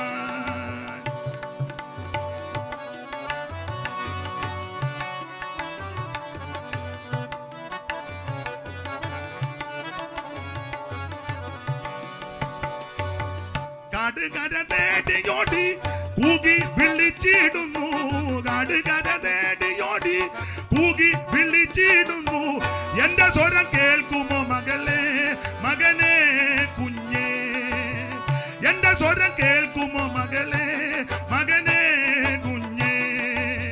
വാതിക്കൽ നിന്നിട്ടവൻ കെഞ്ചി വിളിച്ചിടുന്നു, വാതിക്കൽ നിന്നിട്ടവൻ കെഞ്ചി വിളിച്ചിടുന്നു, വാതിൽ തുറന്നിടുക മകനെ മകളെ ദയവായി, വാതിൽ തുറന്നിടുക മകനെ മകളെ ദയവായി. ഇന്ന് രാത്രി നീ ഹൃദയത്തിന്റെ വാതിൽ തുറന്നു കൊടുക്ക്, യേശു നിന്റെ ഉള്ളത്തിലേക്ക് വരട്ടെ. 5 പൈസ മുടക്കണ്ട, അരക്കാശ് മുടക്കണ്ട, നിരന്തരയോ ഒന്നും കണ്ട് കാഴ്ച വെക്കണ്ട. നിന്റെ ഏത്തക്കൊല വേണ്ട, വാഴക്കൊല വേണ്ട, സാമ്പ്രാണി വേണ്ട, മെഴുകുതിരി വേണ്ട, അരി വേണ്ട, മലര് വേണ്ട, പൊരി വേണ്ട, നിന്റെ വസ്തു വേണ്ട, സ്വോത്രകാഴ്ച വേണ്ട, നിന്റെ കൊച്ചിനെ വേണ്ട, നിന്റെ കോഴിയെ വേണ്ട, പൂവനെയും വേണ്ട, പെടയും വേണ്ട, കന്നാലിയും വേണ്ട, ഒന്നും വേണ്ട. ഇന്ന് രാത്രി നീ ഒന്ന് സമർപ്പിക്ക്. എന്റെ യേശുവേ, എന്റെ കയ്യിൽ തരാൻ ഒന്നുമില്ല, ഞാൻ വെറും കൈയായിട്ട് അങ്ങോട്ട് വരിക, പക്ഷേ ഇന്ന് രാത്രി എന്നെ അങ്ങ് തരിക. നീ രക്ഷപ്പെടും, നിന്റെ കുടുംബം രക്ഷപ്പെടും. ഇന്ന് രാത്രി യേശുവിനെ ഉള്ളത്തിൽ ആരേറ്റെടുക്കും, അവനും അവന്റെ കുടുംബത്തിനും രക്ഷയാ. Price the Lord. ഇന്ന് രാത്രി നിന്റെ ഹൃദയത്തിന്റെ വാതിക്കൽ നിന്ന് യേശു മുട്ടുക. 1-2 കാര്യങ്ങൾ അഭിവാചകം പോലെ പറഞ്ഞത്. വാതിക്കൽ നിന്ന് മുട്ടുന്നു. വാതിക്കൽ എന്തൊക്കെയുണ്ടെന്നാ അത് പറയാനാ ഞാൻ ഇരുന്നത്, എന്നാലും അതുകൂടെ പറഞ്ഞങ്ങ് നിർത്താം. അല്ല, ഇനിയിപ്പോൾ നാളെ പറയാൻ ഒക്കുകയല്ല. പിന്നെ വാതിക്കൽ എന്തൊക്കെയാണ് ഞാൻ വിശദീകരിക്കുന്നില്ല. നിങ്ങൾക്ക് അറിവുള്ള കാര്യം ഒന്ന് ഓർപ്പിക്കുന്നതേ ഉള്ളൂ. പുതിയതൊന്നും അല്ല, പഴയതാ എങ്കിലും ഒന്ന് ഓർപ്പിക്കുന്നതേ ഉള്ളൂ. വാതിക്കൽ എന്തൊക്കെയുണ്ട്? വാതിക്കൽ ഇവരെ വായിക്കാൻ അല്പം അമാന്ത ഉള്ളത് കൊണ്ട് ഞാൻ അങ്ങ് പറയാം, നിങ്ങൾ പിന്നെ വായിച്ചാൽ മതി. എന്നാലും ഇത്രത്തോളം വായിച്ചതിന് ഒത്തിരി നന്ദിയുണ്ട്. 3 പേരും വിളിച്ചപ്പം മുമ്പോട്ട് വന്നിരിക്കുകയും വായിച്ചല്ലോ. ദൈവം നിങ്ങളെ അനുഗ്രഹിക്കട്ടെ, ദൈവത്തിൻ്റെ മകത്ത്. അതുകൊണ്ട് ഇനി ഞാൻ അഭിവാചകം പോലെ വായിക്കുമ്പോൾ പിന്നെ സമയം പോവുക. ഇവർ ബൈബിളിൻ്റെ സിപ്പിട്ട് കാണിക്കുന്നു, മൂക്കലിക്കുന്ന കണ്ണട മടക്കി വെക്കും, പിന്നെ ചിലപ്പോൾ ദൂരെ നിൽക്കുന്നത് കൊണ്ട് കുഴപ്പമില്ല, എന്നാലും അത് ശരിയല്ലല്ലോ. അതുകൊണ്ട് ഓടിച്ചങ്ങ് പറഞ്ഞ് നിർത്തുക. വാതിക്കൽ എന്തൊക്കെയുണ്ട്? വാതിക്കൽ എന്തൊക്കെ? ഒന്ന്, ഉൽപ്പത്തി പുസ്തകം 4:7 പഠിക്കുമ്പോൾ വാതിക്കൽ പാപം കിടക്കുന്നു, അതിൻ്റെ ആഗ്രഹം നിന്നോടാ, നീ അതിനെ ജയിച്ച് കീഴ്പ്പെടുത്തണം. ഒരു വ്യത്യാസമല്ല, എല്ലാവരും പാപം ചെയ്ത് ദൈവതേജസ്സ് നഷ്ടപ്പെടുത്തി. ആ പാപികളാകുന്ന മനുഷ്യവർഗത്തെ രക്ഷിപ്പാൻ പാപമില്ലാത്ത പരിശുദ്ധനായ യേശു ക്രിസ്തു സ്വർഗമഹിമകൾ വെടിഞ്ഞ ലോകത്തിൽ ഇറങ്ങി വന്നു.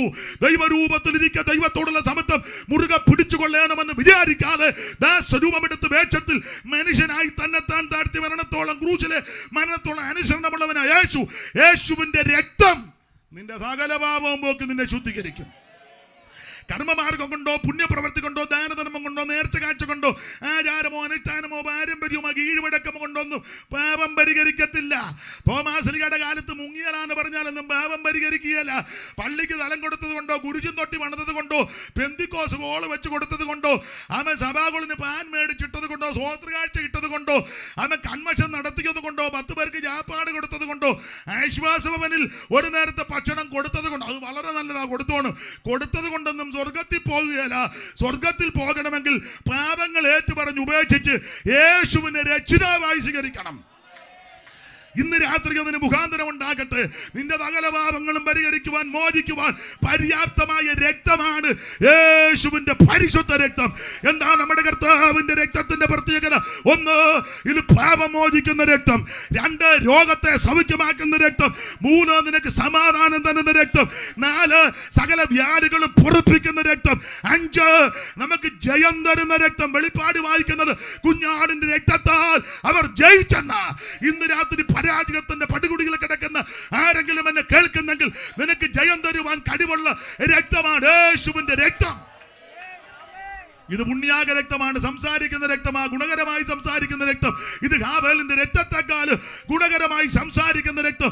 ആട്ടുകൊറ്റന്മാരുടെ കാളക്കിടാക്കിടൻ രക്തവും മലിനപ്പെട്ട മേത്തളിക്കുന്ന പശുഭസ്മവും ജഡിക ചുത്തു വരുത്തുമ്പോൾ നിത്യാത്മാവിനാൽ പിതാവാൻ ദൈവത്തിന് തന്നെത്താൻ നിഷ്കളങ്കനായി സമർപ്പിച്ച യേശുവിന്റെ പരിശുദ്ധ രക്തം നിന്റെ സകല പാപങ്ങളും പോക്കി നിന്നെ ശുദ്ധീകരിക്കും.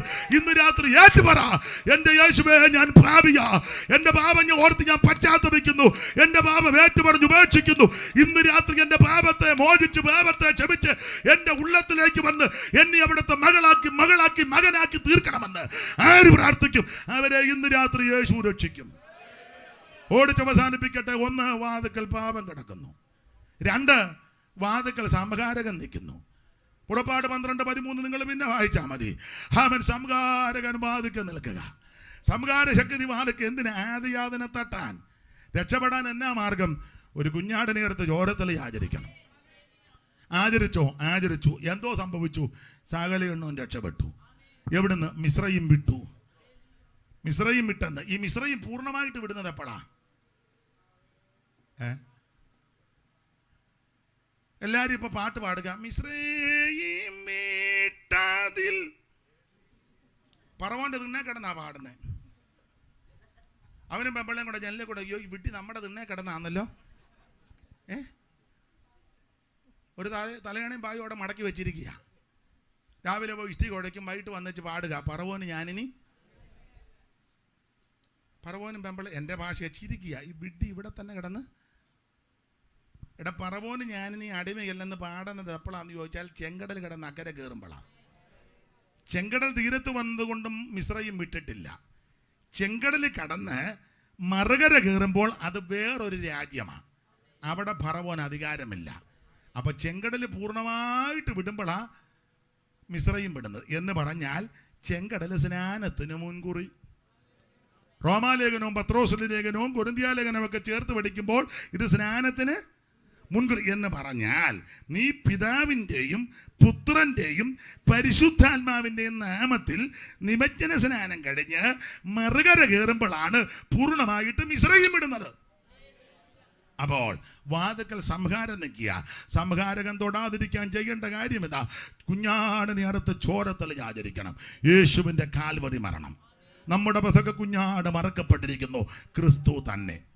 അപ്പോൾ ഒന്ന്, വാതിക്കൽ പാപം, യേശുവിൻ്റെ രക്തത്താൽ ജയമുണ്ട്. രണ്ട്, സംഹാരകൻ വാതിക്കൽ, പ്രമാണം കാത്ത് സ്നാനപ്പെട്ട് നീ മറുകര കയറിയാൽ നിനക്ക് വിടുതൽ. സ്തോത്രം. മൂന്ന്, വാതിക്കൽ.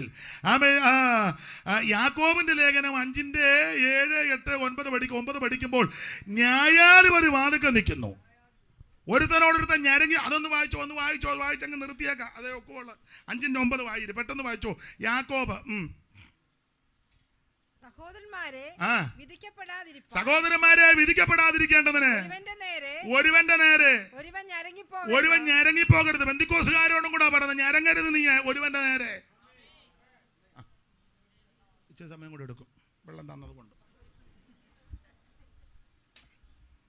ഒരുവന്റെ നേരെ ഒരുവൻ, നീ കൂട്ടുവിശ്വാസിക്കെതിരെ ഞരങ്ങരുത്.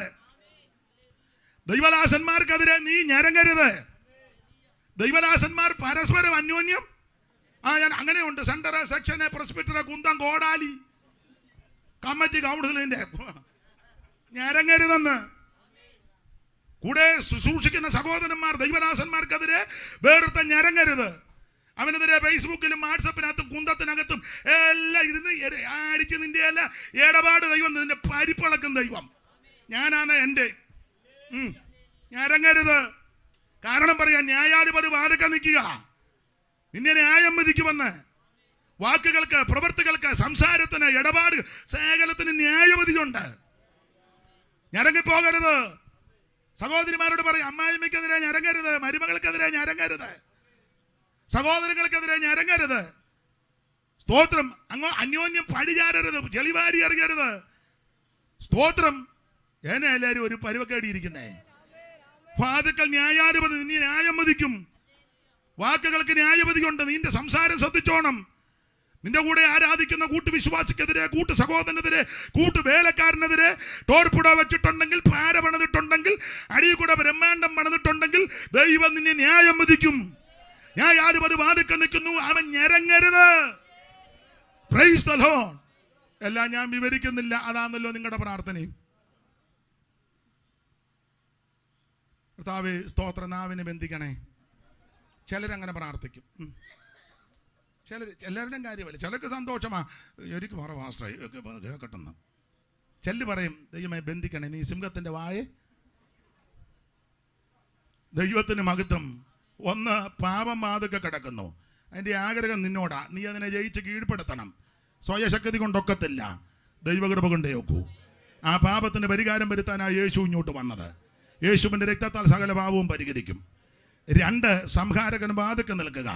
ഒരു ഊനമില്ലാത്ത കുഞ്ഞാടിനടുത്ത് ചോരത്തുള്ളി ആചരിച്ചേച്ച് അവിടെ നിൽക്കരുത്, ചെങ്കലിൽ കടക്കണം, സ്നാനപ്പെടണം, നിനക്ക് വിടുതല. 3, ന്യായാധിപതി വാതുക്കെ നിൽക്കുന്നെന്ന്. ഒരുത്തനോടൊരുത്തൻ ഞരങ്ങിപ്പോകരുത്. ആവശ്യമില്ലാത്തത് പറയരുത്, ചെയ്യരുത്, പ്രവർത്തിക്കരുത്.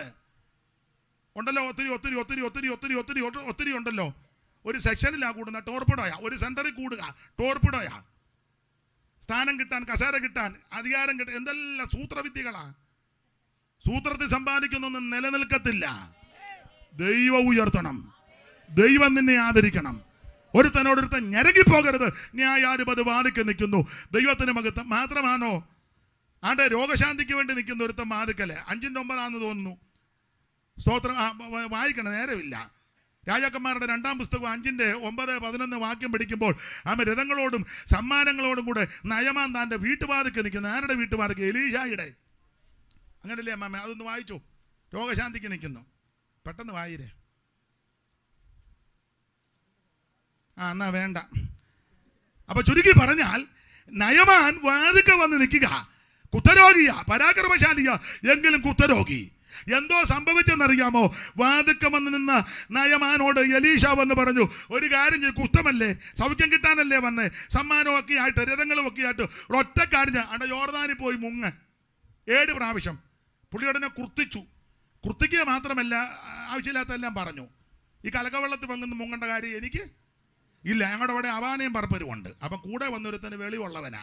അവൻ പറഞ്ഞു, തിരുമേനി തിരുമേനി തിരുമേനി, തന്നെത്താൻ അങ്ങ് തിരുമേനി എന്ന് പറയുന്നുണ്ടല്ലോ.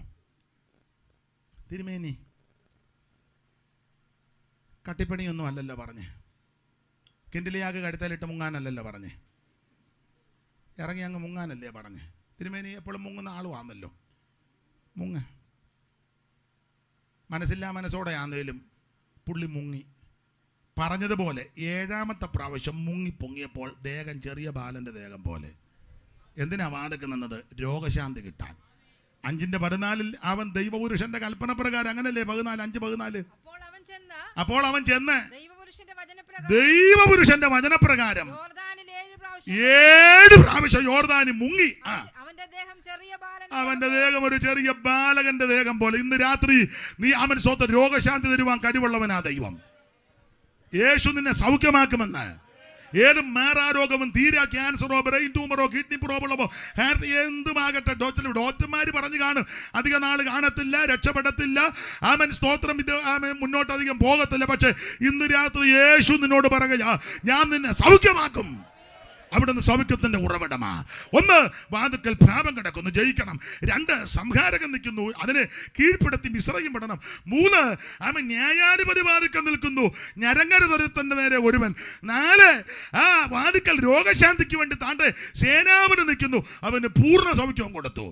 അഞ്ച്, വാതിക്കൽ എന്തുവാ? അത് വായിച്ച് ഇന്ന് രാത്രിയിൽ പ്രസംഗം നിർത്തുക. അത് വായിച്ചങ്ങ് നിർത്തുക. നിങ്ങൾ ചിന്തിക്കുക, പുള്ളി പയ്യെ തുടങ്ങിയതുള്ള കല്ലേലും ബോധവും വെളിവും ഒന്നും ഉള്ളവനല്ല. പുള്ളി പയ്യെ തുടങ്ങിയതേ ഉള്ളൂ. അതുകൊണ്ട് എപ്പോഴാണ് ഇനി എഴുന്നേറ്റ് പോയാൽ അയാൾ വല്ലതും വിളിച്ചു പോവുക, ഒരു വിവരമുള്ളവനല്ല. വീട്ടിൽ നിന്ന് ഇറങ്ങിയപ്പോഴേ ചിലപ്പോൾ ഭാര്യയും അച്ഛാ ഇടയ്ക്ക് എഴുന്നേറ്റ് പോകരുത്, യാതൊരു വെളിവുള്ളവനല്ല ഇന്ന് വരുന്നത്. അപ്പോൾ അച്ഛാൻ എങ്ങാനും എഴുന്നേറ്റ് അയാൾ മൈക്കിൽ കൂടെ വല്ലോ വിളിച്ചു പറയാം, ഞങ്ങൾക്ക് നാണക്കേടാ, അതുകൊണ്ട് ബോധവും പൊക്കണോ ഉള്ളവനല്ല വന്നേക്കുന്നത്. നിങ്ങൾ അതുകൊണ്ട് ആ സഹകരിച്ചിരിക്കുന്നതെന്ന് എനിക്കറിയാം.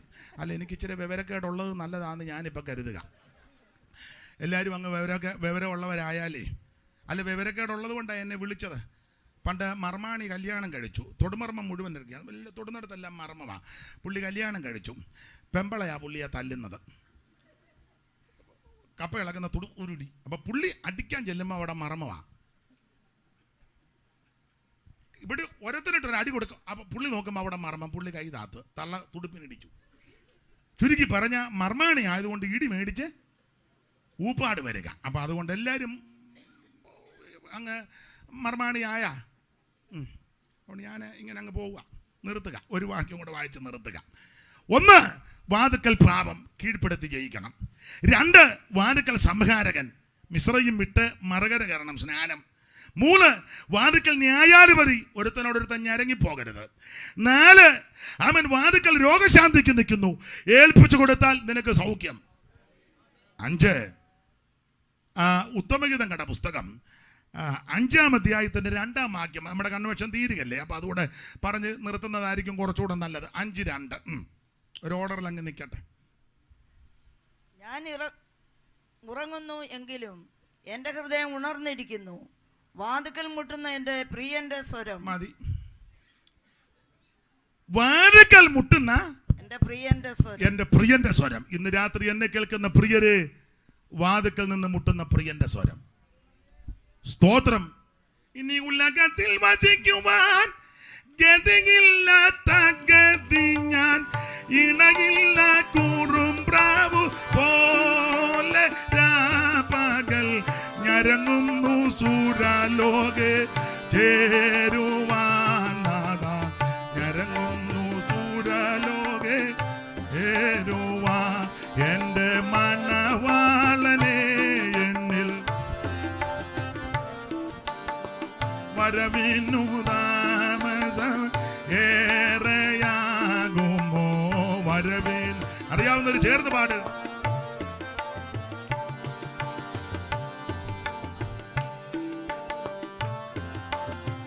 അറിയാവുന്നവരങ്ങ് പാടേ. യാകുമോ വരവിനു മകത്വത്തിൻ പ്രഭുവനിൻ വെളിച്ചത്തിൻ പ്രഭയിൽ ഞാൻ ജോലിച്ചെങ്ങും ഇരുളെല്ലാം നീക്കിമേവുവാൻ വെളിച്ചത്തിൻ സൂതനായി കാക്കണേ എന്നെ. വെളിച്ചത്തിൻ സൂതനായി കാക്കണേ എൻ്റെ മണവാളനെ എന്നിൽ വരവിനു താമസം ഏറെയാകുമോ? വരവിനു കരമുയർത്തി ദൈവത്തിന് മഹത്വം കൊടുക്കുക. ഇന്ന് രാത്രി ശ്രദ്ധിക്കുക, ആ വാതിക്കൽ നിന്ന് മുട്ടുന്ന എൻ്റെ പ്രിയന്റെ സ്വരം. എന്നെ കേൾക്കുന്ന പ്രിയരെ, യേശു വീണ്ടും വരാറായി. എബ്രായർ 9:28 എബ്രായർ 10:37 നിങ്ങൾക്ക് മനപ്പാടമാ. ഇനി എത്രയും അല്പകാലം കഴിഞ്ഞിട്ട് വരുവാനുള്ളവൻ വരും. അവൻ തനിക്കായി കാത്തു നിൽക്കുന്ന വിശുദ്ധന്മാരുടെ രക്ഷയ്ക്ക് അവിടുന്ന് പാപം കൂടാതെ രണ്ടാമന് പ്രത്യക്ഷപ്പെടും. പത്രോസ് പറയുകയായി, ഇനി ചിലർ താമസമെന്ന് വിചാരിക്കുന്നത് പോലെ കർത്താവ് തന്റെ വാഗ്ദത്തം നിവർത്തിപ്പാൻ താമസിക്കുന്നില്ല.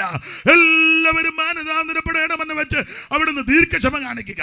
യൂദാ 4:15 വായിക്കുന്നത്, അവൻ സീതാ കർത്താവ് എല്ലാവരെയും വിധിപ്പാനും അവർ അപക്തിയോടെ ചെയ്ത ഭക്തിവിരുദ്ധമായ സകല പ്രവൃത്തികൾ നിമിത്തവും ഭക്തികെട്ട പാപികൾ തന്റെ പേരെ പറഞ്ഞ നിഷ്ഠൂരങ്ങൾ നിമിത്തവും ഭക്തി കെട്ടവരെയൊക്കെയും ബോധം വരുത്തുവാൻ 1000 വിശുദ്ധന്മാരോടുകൂടെ അവൻ വന്നിരിക്കുന്നു. ഇന്ന് രാത്രി എന്നെ കേൾക്കുന്ന പ്രിയരെ, വാതിക്കൽ നിന്ന് മുട്ടുന്ന പ്രിയന്റെ സ്വരം കർത്താവ് വരാറാ. യേശു ഡയറക്റ്റ് പറഞ്ഞല്ലോ, ഞാൻ തലവെടുക്കാൻ പോകുക, പോയിച്ച് തിരിച്ചു വന്ന് നിങ്ങളെ എൻ്റെ അടുക്ക ചേർക്കും. ദൂതന്മാര് യേശു മുകളിലോട്ട് പോയി മേഘം വന്ന് മൂടി മറച്ചപ്പോൾ 2 വെള്ളവസ്ത്രം ധരിച്ച 2 പുരുഷന്മാര് പറയുക, ഗലീല പുരുഷന്മാര്, നിങ്ങൾ ആകാശത്തോട്ട് നോക്കി നിൽക്കുന്നു എന്ത്? നിങ്ങളെ വിട്ട് സ്വർഗാരോഹണം ചെയ്ത ഈ യേശുവിന് സ്വർഗത്തിലേക്ക് പോകുന്നവനായി നിങ്ങൾ കണ്ടതുപോലെ തിരിച്ചു വരുമെന്ന് ഇന്ന് രാത്രി നമ്മുടെ പ്രത്യാശ വർദ്ധിക്കട്ടെ.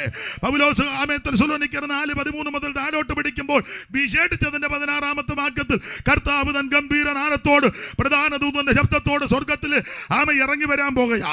അതാ നമ്മുടെ പ്രതീക്ഷ, അതാ നമ്മുടെ പ്രത്യാശ. യേശു വരാറായി.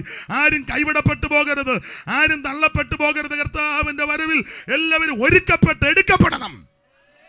അതിനെന്തോ ചെയ്യണം? 1, മാനസാന്തരപ്പെട്ട് യേശു ക്രിസ്തുവിനെ രക്ഷിതാവായി സ്വീകരിക്കണം. 2, വെള്ളത്തിൽ മുങ്ങി പിതാവിന്റെയും പുത്രന്റെയും പരിശുദ്ധാത്മാവിന്റെ നാമത്തിൽ സ്നാനപ്പെടണം.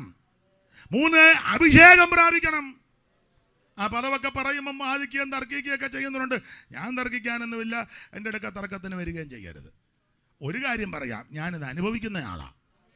ഞാൻ തർക്കത്തിനില്ല, ഉടക്കിനില്ല, എന്നെ കിട്ടത്തുമില്ല. നമുക്ക് തമ്മിലൊന്ന് കണ്ണനം എനിക്ക് അറിയത്തില്ലല്ലോ.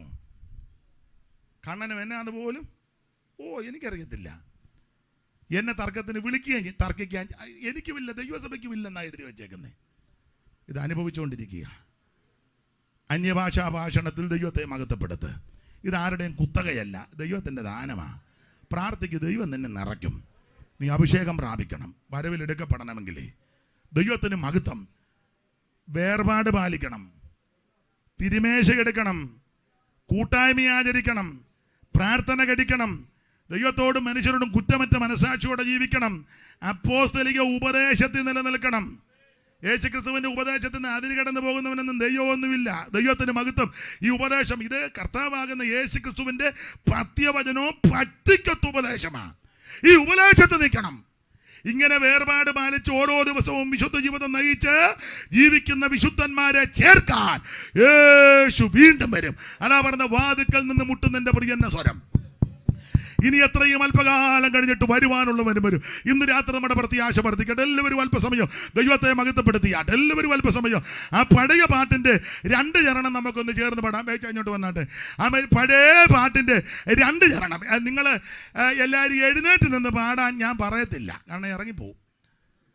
ഇനി അത്യാവശ്യം പോകേണ്ടവർക്ക് പതുക്കെ പോകുകയും ചെയ്യാം. അപ്പോൾ എനിക്കൊന്ന് കാണുകയും ചെയ്യാം, പരിചയമുള്ളവർ വല്ലതും ആണെങ്കിൽ. അല്ലാത്തവർ ഇരുന്നുണ്ട്. ഏതായാലും ഇത്ര നേരം ഇരുന്ന് സഹകരിച്ചല്ലോ, 2 മിനിറ്റ് കൂടെ ഇരുന്ന് കൈയടിച്ച് ചേർന്ന് ഒന്ന് പാടി നമുക്ക് നമ്മുടെ കർത്താവിനെ ഒന്ന് മഹത്വപ്പെടാം. അല്പസമയം എല്ലാവരും ദൈവത്തെ സ്തുതിച്ചാട്ടെ. ഈ 2 ദിവസവും ദൈവം നമ്മെ സഹായിച്ചതിനായി ദൈവത്തിന് മഹത്വം കൊടുത്താട്ടെ. സ്തോത്രം, സ്തോത്രം, സ്തോത്രം. എല്ലാവരും അല്പസമയം ദൈവത്തിന് മഹത്വം കൊടുക്കുക. ആ പഴയ പാട്ടിന്റെ 2 ചരണങ്ങൾ സ്തോത്രം ചേർന്ന് പാടി നമുക്ക് കർത്താവിനെ ഒന്ന് മഹത്വപ്പെടുത്താം. Hallelujah, hallelujah. ഇങ്ങോട്ട് എന്നെ ഇത് ആനയമ്പാരും വേണോ? ഇങ്ങോട്ട് വാ. പഴയ പാട്ടിന്റെ 2 ചരണങ്ങൾ എല്ലാവരും കൈയടിച്ച് ചേർന്ന് പാടി ദൈവത്തെ മഹത്വപ്പെടുത്തിക്കാട്ടെ. മണ്ണിൽ മൗനമുറങ്ങൂ തന്റെ വിശുദ്ധർ എല്ലാ നിമിഷവും. മണ്ണിൽ മൗനമുറങ്ങൂ തന്റെ വിശുദ്ധർ എല്ലാ നിമിഷവും. കാകല ധ്വനിയിങ്കൽ, കാകല ധ്വനിയിങ്കൽ, കാകല ധ്വനിയിങ്കൽ, കാകല ധ്വനിയിങ്കൽ.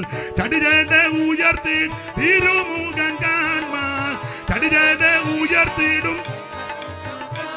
ഓ വരനേ നിന്നെ കാൺമാൻ എനിക്കതി. നിങ്ങൾക്ക് എഴുന്നേറ്റ് നിൽക്കാൻ നിൽക്കുക, നിങ്ങൾ സ്റ്റേജിൽ നിൽക്കുന്നവർ. വരനേ നിന്നെ കാൺമാൻ എനി കൈയടിച്ച് ഓതിയുണ്ട്. വരനേ നിൻമുഖ, വരനേ നിൻമുഖ, വരനേ നിൻമുഖ, വരനേ നിൻമുഖ. കണ്ടു കൊതിര ഉണ്ടെനിക്കാശ, കണ്ടു. കൈയടിച്ച് ചേർന്ന് പാട്. ഓ ശുദ്ധർ ശുദ്ധരല്ല ഗീതം പാടും തന്റെ വരവിൽ. ഗീതം പാടും ആർത്തും ഘോഷിച്ചോ ആർത്തും ഘോഷിച്ചോ ആർത്തും ഘോഷിച്ചോ ആർത്തും ഘോഷിച്ചോ ആനന്ദ വല്ലഭനെ എതിരേൽപ്പാൻ ആനന്ദ വല്ലഭൻ പാൻ പരനെ നിന്നെ കാണാൻ എനിക്കധികം കൊതിയുണ്ടേ പരനെ ശബടമനപടമല ധിരിപികമലപടമനം പരനെ നിൻമുഖം പരനെ ആശ കണ്ടുകൊതിരീരൻ ഓ കണ്ടുകൊതിരീരൻ ഉണ്ടെനിക്കാശ കണ്ടുകൊതിരീരൻ പ്രത്യാശയോടെ കണ്ടുകൊതിരീരൻ ഓ പരനെ നിന്നെ കാണാൻ എനിക്കധികം കൊതി പരനെ നിന്നെ കാണാൻ ഗ്ലോറി കൂടാരവ ശബടമനപടമല ദിരിപികമലപടമല ദിരിപികമലപടമല അന്തരാജ വൈഡമനപടമല പ്രത്യാശയോട് യേശു വരാറായി വാതിക്കൽ നിന്ന് മുട്ടുന്ന പ്രിയന്റെ സ്വരം യേശു വരാറായി കൂടാരവ ശൈതൽകമനപടമല ദിരിപികമലപടമല ഓ റിബികമനപടമലപലപല കരമയർത്തി ഹല്ലേലൂയ പാടാ ഒരിക്കൽ കൂടി ഹല്ലേലൂയ പാടാ ഈ ശുശ്രൂഷയിൽ ഇതുവരെ സഹകരിച്ച എല്ലാ പിതാക്കന്മാർക്കും മാതാക്കൾക്കും കുഞ്ഞുങ്ങൾക്കും ഓൺലൈനിലുള്ളവർക്കും ആദരണീയരായ കർത്തദാസന്മാർക്കും നന്ദി. എല്ലാവർക്കും എഴുന്നേറ്റ് നിൽക്കാം.